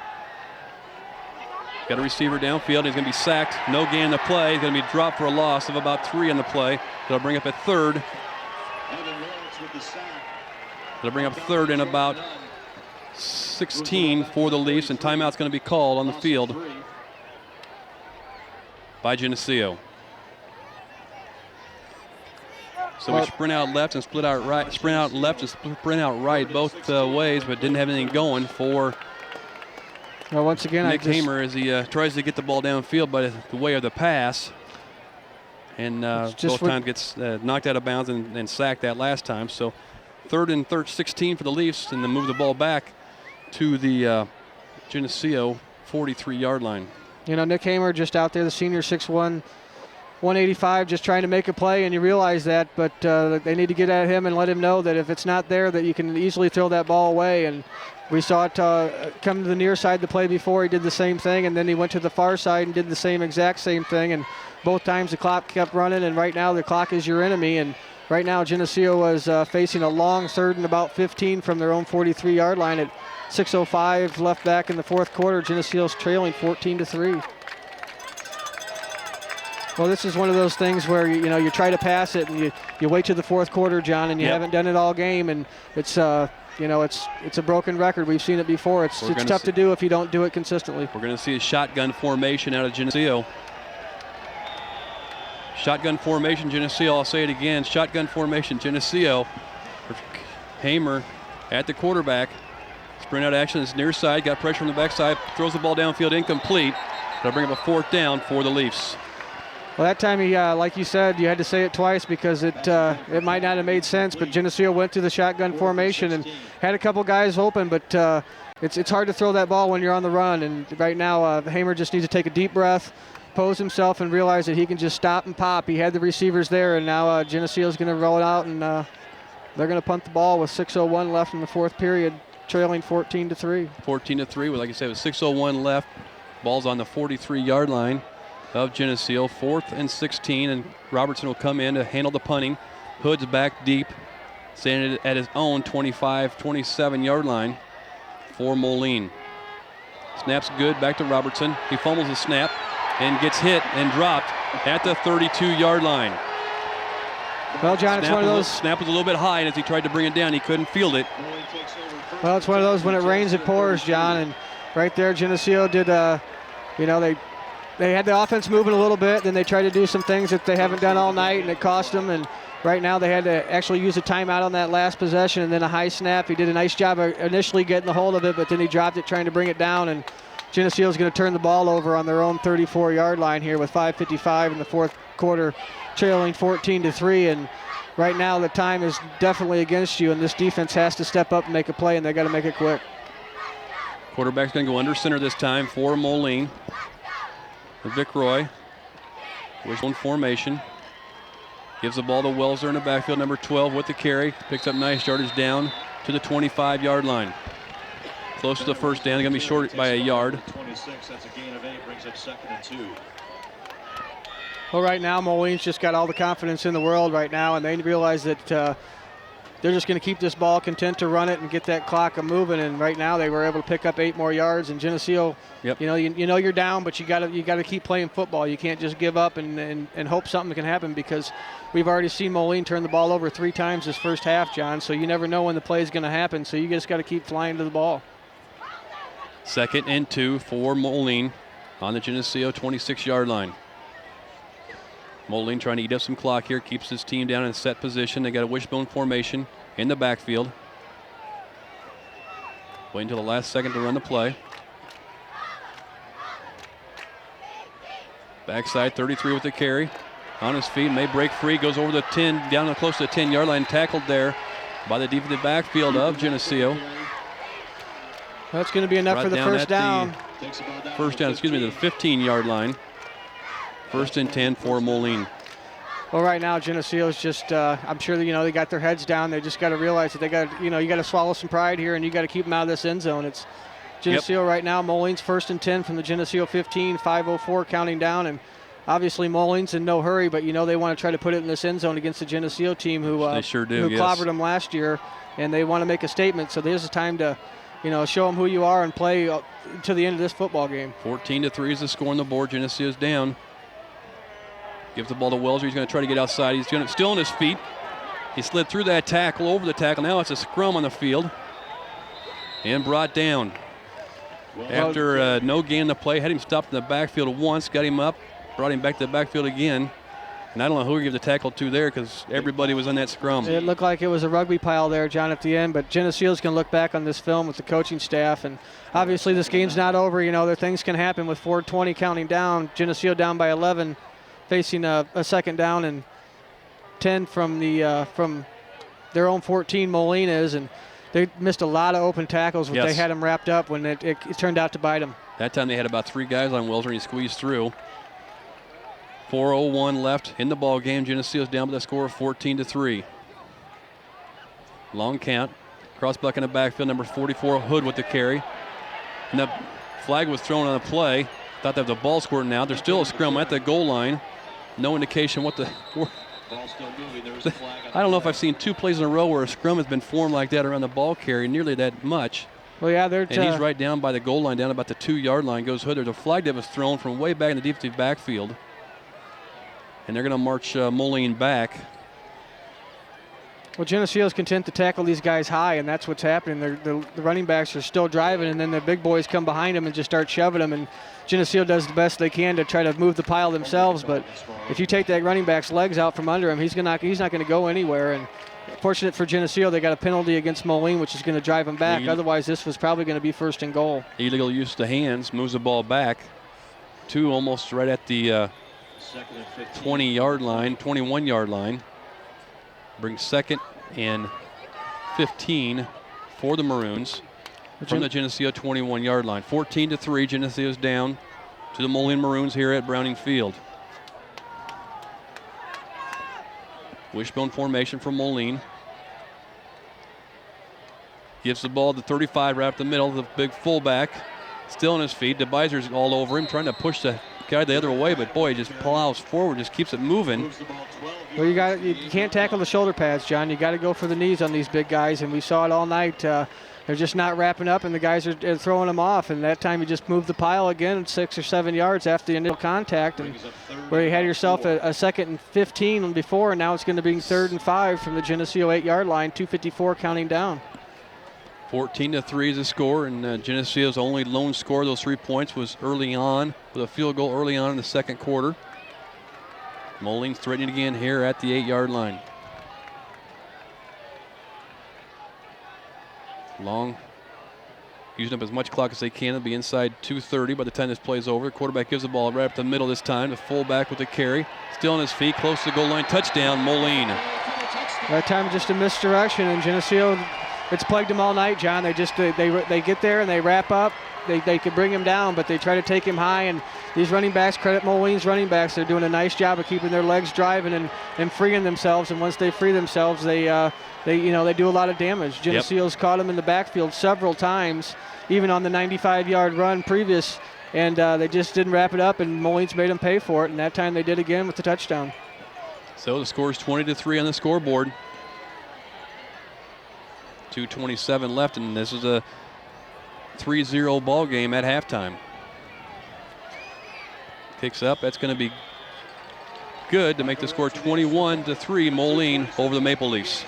Well, you said something right there. It was 3-0 at halftime. It's a game of 2 halves, and this time Moline came out and got aggressive on Geneseo, got the big play, and then they got the confidence, and they never looked back. And once again, Geneseo's offense, we mentioned it before, had 38 yards total at halftime, and looked like they had a few things going, and they stalled out. And then, obviously Geneseo, trying to get some points on the board, went to a passing attack. And I'm not sure I've ever seen Geneseo in a shotgun formation, but nope. It's not a good thing usually. And right now, Geneseo's just they're getting beat on this football field by Moline, 21-3 with 2:27 in the fourth quarter. And right now, you just got to tell you guys, you got to go out there and you got to play for some pride, and you got to finish this ball game. It's 2:27 left, and you guys are down, but a couple big plays is the difference in the game, and that's what we saw tonight. Exactly like you said, a little pride here down the last 2 minutes and 27 seconds of the game. Now the defensive deep backs for Geneseo doing a lot of discussion back there, Josh. What they got going back there? Have you figured that out yet? I hope it's a 90-yard touchdown run is what they're talking there about, we go. Because that would be great right now. They're avoiding kicking the ball to Cuban all night.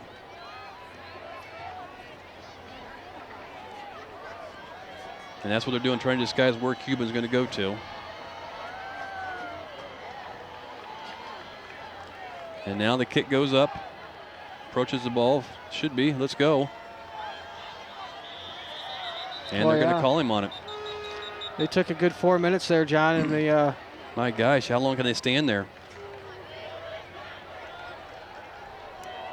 And that is what they're called, I believe, wasn't it, Josh?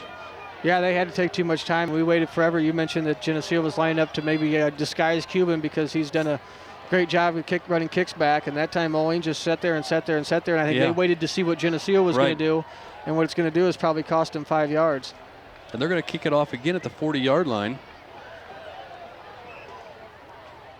No call was made. No flag was actually thrown, just a whistle blown. Well, I'm not sure what's happening here. It's obviously bizarre. I think the refs might have missed one there. I don't know if they.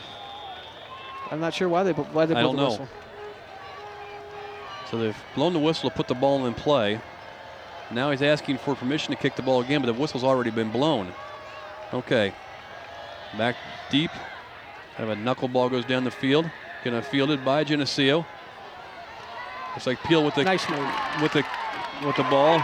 Number 10. They got to throw the flag. They're wrestling him out of bounds. Threw him out of bounds. Going to be a flag thrown into play for a face mask. Peel with a nice return of the ball. Gets the ball back out to the 35-yard line. They're going to tack on some yardage here. Geneseo's going to get nice field position because that could be a 15-yarder the way he ripped his mask around. There's, like we talked about last week, there's two varieties. There's the incidental where you just get your hand up there, and then there's the personal foul 15 yards when you really yank on it. And that time you saw his head turn back, but we'll see what they want to rule. It looks like maybe they're going to. They're just going to mark off 5 on that one. Well, we saw him blow the whistle for no reason, so. Yeah. Right now with 2:18, Geneseo's got to show some pride here, see if they can't get some points on the board, and credit this Geneseo crowd because right now Moline's crowd's about half gone, and they're winning 21-3, and Geneseo's crowd stuck around to support this football team. Birmingham in a shotgun formation. 2 receivers out wide to the right side. Sends Peel to the same side. Sprint out action by Birmingham. He ducks under the tackler and scampers forward, gets back to the original line of scrimmage and brought down after about 1-2 yard gain of play. 2 players are down the field. Birmingham slow getting up, as well as someone else looks like maybe a cramp on the field. Gain of 1 to the 41, leaves up 2nd and 9. Yeah, he's stretching. Looks like he's stretching out. Looks like he hopefully stretching his thigh out there from the cramp. We've seen it, and we've seen another guy back here in the backfield for Geneseo. It's really still plagued, working on it. It's really plagued this football team tonight. It's relatively mild out right now, but it's if you don't keep up on your fluids and you're sweating out there all game long, you can really start to cramp up. And I think we're seeing that with Geneseo. And fortunate for Geneseo, that's what it looks like it's going to be. Jake Martins, I believe, is on the field.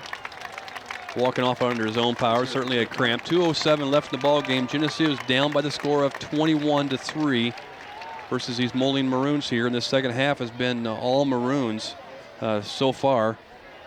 Geneseo certainly, like you said, like to put something together here in these last 2 minutes of the ball game to get back in it. You got 2 timeouts and a lot can happen, but down 21-3, it's just a formality probably now, but like you said, you got to play with some pride. You got to show them that who we are. That's what Geneseo's all about. Shotgun formation again for Birmingham. 2 receivers near side. They wanted to go and caught by Turner right here in front of us. They wanted to do a little shovel pass that time, but it didn't work as Moline was all over that. Well, that's shovel pass. That's the thing we talked about the 11-man front, where they had 5 guys all game because they knew we were going to run. Well, it's the exact opposite now.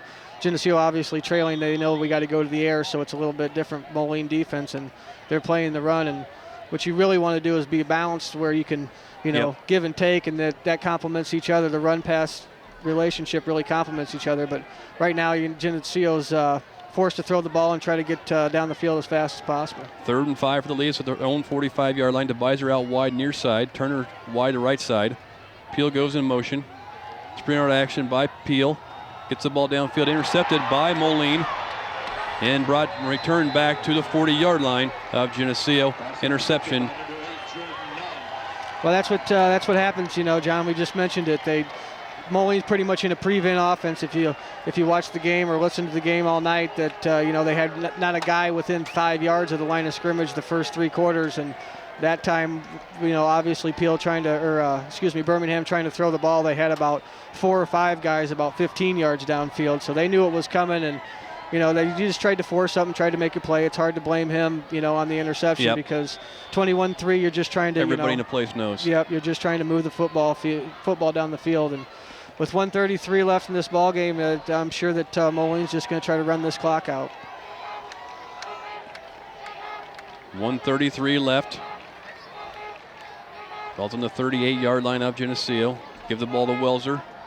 He's brought down after no gain of play. Brought down there by Hosty, number 66, the linebacker. Timeout Geneseo. Geneseo still going to fight and scratch here with 1:27 left. Timeout on the field by the Leafs. Well, with 1:27, he wants to use another. I think we actually have another timeout, and Scott Lohman has donated his hopefully he can.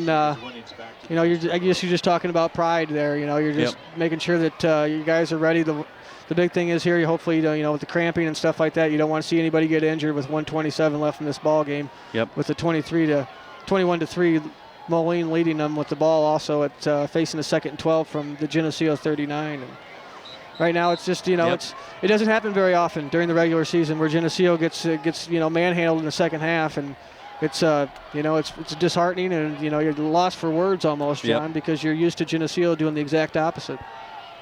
So we go Moline 2nd and 12 from the 40-yard line of Moline. Hood, the fullback with a carry, still bouncing around out there like a bowling ball, and everybody's getting a chance at him there. About maybe a yard, maybe 2 yards gain on the play. Going to bring up a 3rd and long for the Maroons. Timeout by Geneseo. Timeout Geneseo.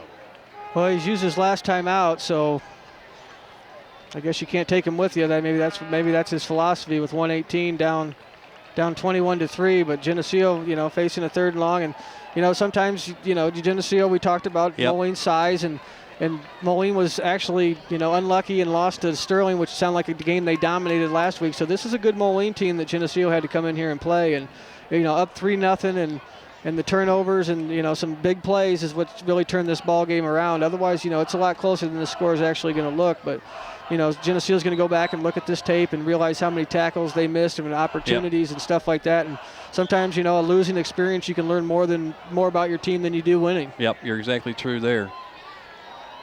You are right. See what happens here. 3rd and 9 for Moline at the 37-yard line of Geneseo. Geneseo's down by the score 21-3 with 1:18 left in the ball game. Give the ball to number 33 of the carry. Little seam there, going to be short of the first down. Will bring up a 4th down for Moline with 1:11 and the clock moving. Well, Moline, I'm sure, just going to be content to take a penalty here. They're just going to let this clock run down and probably just punt it away to Geneseo, or they might just even run a play because, I mean, with under 1 minute left in this game, it's just a formality. And the 2 timeouts that Coach Johnson, I'm not sure if he ran some personnel in there or he just not sure what was going on. So it's 4th and 3 inside a minute now, down to about 40 seconds left in the ball game, and Moline will let this clock run down as far as they can before they run this play. And now they approach the line of scrimmage, take a knee. And they stop the clock with 32 seconds left. I'll turn the ball over to Geneseo. Well, 32 seconds, you like to see some of these other guys, and that's exactly what Coach Johnson's going to do, which is a nice play. Is, you know, you want to. Well, he's going to run some starters in here with 32 seconds left. You know, you don't want to risk somebody getting rolled under, especially, you know, you got your B.J. Weber who had an injury last year, and he's going to start. He's going to bring his starting line out, and you know, this is. With 33 seconds left, Geneseo's down by the score of 21-3. DeBiser wide left, Turner wide right. Peel goes in motion. Sprint out action on the right side. Birmingham puts the ball downfield. It goes and overthrown out of bounds with 27 seconds left. Well, maybe Coach Johnson here just realizes this is an opportunity maybe to get some of these practices in a game situation as far as throwing the ball. But, you know, basically Moline's in a prevent. They got their safety back about 30 yards. They got both corners back about 25 yards, and they realize what's going to happen. And that time Birmingham just dropped back and just let her go. Let her go and, you know, showed the arm off a little bit there. But, you know, at 27.4 seconds, Geneseo trailing 21-3. Yep. And you just you don't want to see anybody get hurt out here, John, especially when it's just a formality here before this game's over. Wide left, wide we go. Birmingham in shotgun. Stands about 7 yards off the ball. Snaps it, looks to throw the ball out here to Turner. Turner with the catch. Right at the sideline and knocked out of bounds after a gain of about 5 on the play. 22 seconds left on the clock. The clock stops when he gets knocked out of bounds.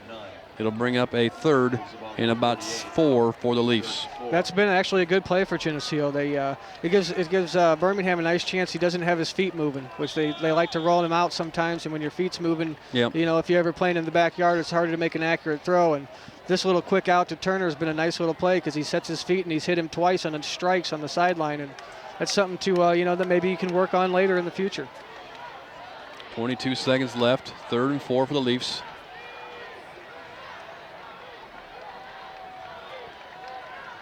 Nice throw out here to Turner.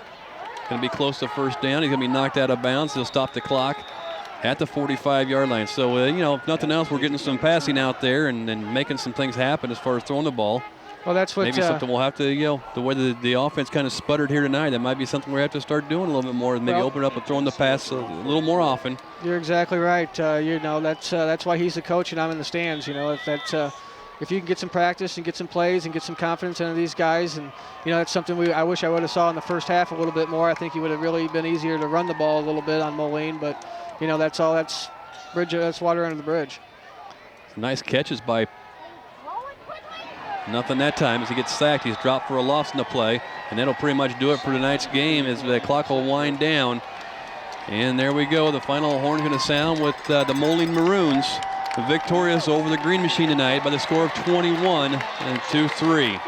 Certainly a difficult game the first half, back and forth, but Moline owned the second half. Well, you could feel the tension out there, in the first half. You realized it was just a back and forth battle, and no offense really wanted to take over. And you saw, Moline did turn the ball over 3 times. One of them was going into the end zone, which, could have obviously been a touchdown. And Geneseo came back and put 3 on the board. And that's the way it was at halftime. He knew it was back and forth, and we talked about, big play here, big play there. And, there was only not even barely 100 yards of total offense the first half, and then you saw a run for 95 yards, which, basically turned the whole complex of the game. And Geneseo not being able to convert on 4th and short, you could feel a little bit more taken out of the sails at Geneseo, a little bit more confidence in Moline, and, that's all it takes. And, it's hard to swallow because, we've been spoiled here at Geneseo for, years and years and years, and we're used to, not losing games like this. And when it does, it's heartbreaking. But credit to Geneseo fans, they traveled well. They stuck here by their team the whole time, even though they, Moline's crowd was actually, filing out a little bit early, even though they had the victory. And Geneseo stayed here to support their guys because they realize, it's a full season. It's his only game 2, and and you learn from your mistakes. And like I said earlier, sometimes you learn more from a loss than you do from a win. Right. The Moline team on the field celebrating with their students, and I think maybe the helmets are raised out there. Geneseo boys make their way to the locker room as they gracious in defeat as they move off the field and get ready for next week. Well, next week's going to be another big game. You got Quincy coming to town, and we went there last year, and we saw that was a knockdown, drag out. Same thing. Quincy will be big, just like this Moline team was. I'm sure Coach Johnson and that staff will look out and look at the film and get this team ready for another week because it's tough to lose, and everybody. Unfortunately, it has to happen, but.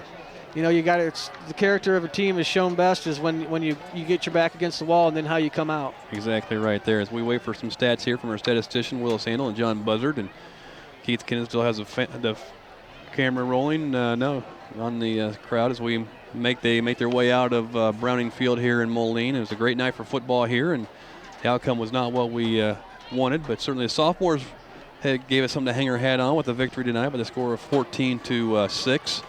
Over the Moline sophomores. I believe freshmen won yesterday, if I'm not mistaken. Or the both 8th grade teams were victorious last night.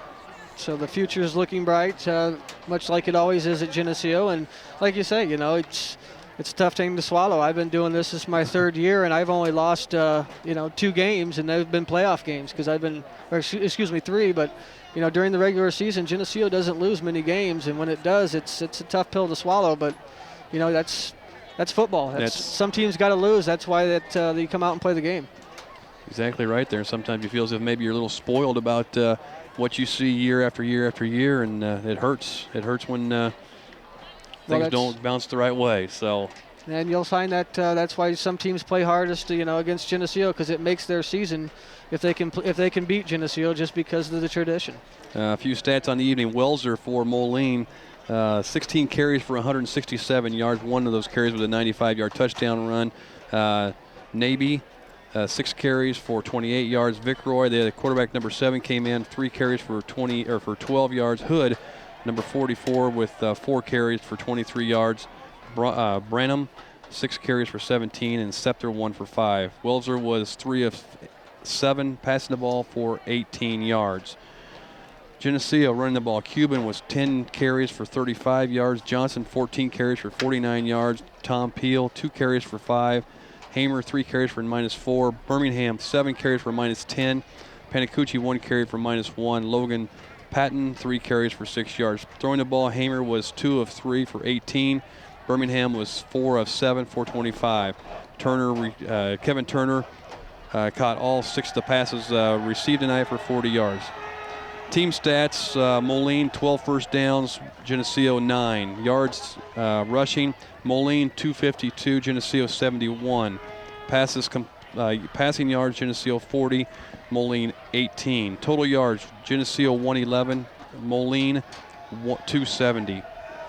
Fumbles, Geneseo 4, lost 2. Moline 5 fumbles, lost 3. Penalties, Geneseo 3 for 20, Moline 7 for 50. Time possession, Geneseo 25 minutes 51 seconds, and Moline time possession 22:09. So that will pretty much wrap it up here from Moline Browning Field tonight, as Geneseo Maple Leafs go down in defeat to the Moline Maroons by the score of 21-3. I am John Rowley, along with John Buzzard, Willis Andel, Josh Pierce, and Keith Kennett behind the camera. Thanks for listening. We'll be back next week at home against the Quincy Notre Dame on another hard-fought game, which promises to be against another big team. But tonight, the outcome wasn't as we wished, with Geneseo going down by the score of 21-3 to the Moline Maroons. Thanks for listening.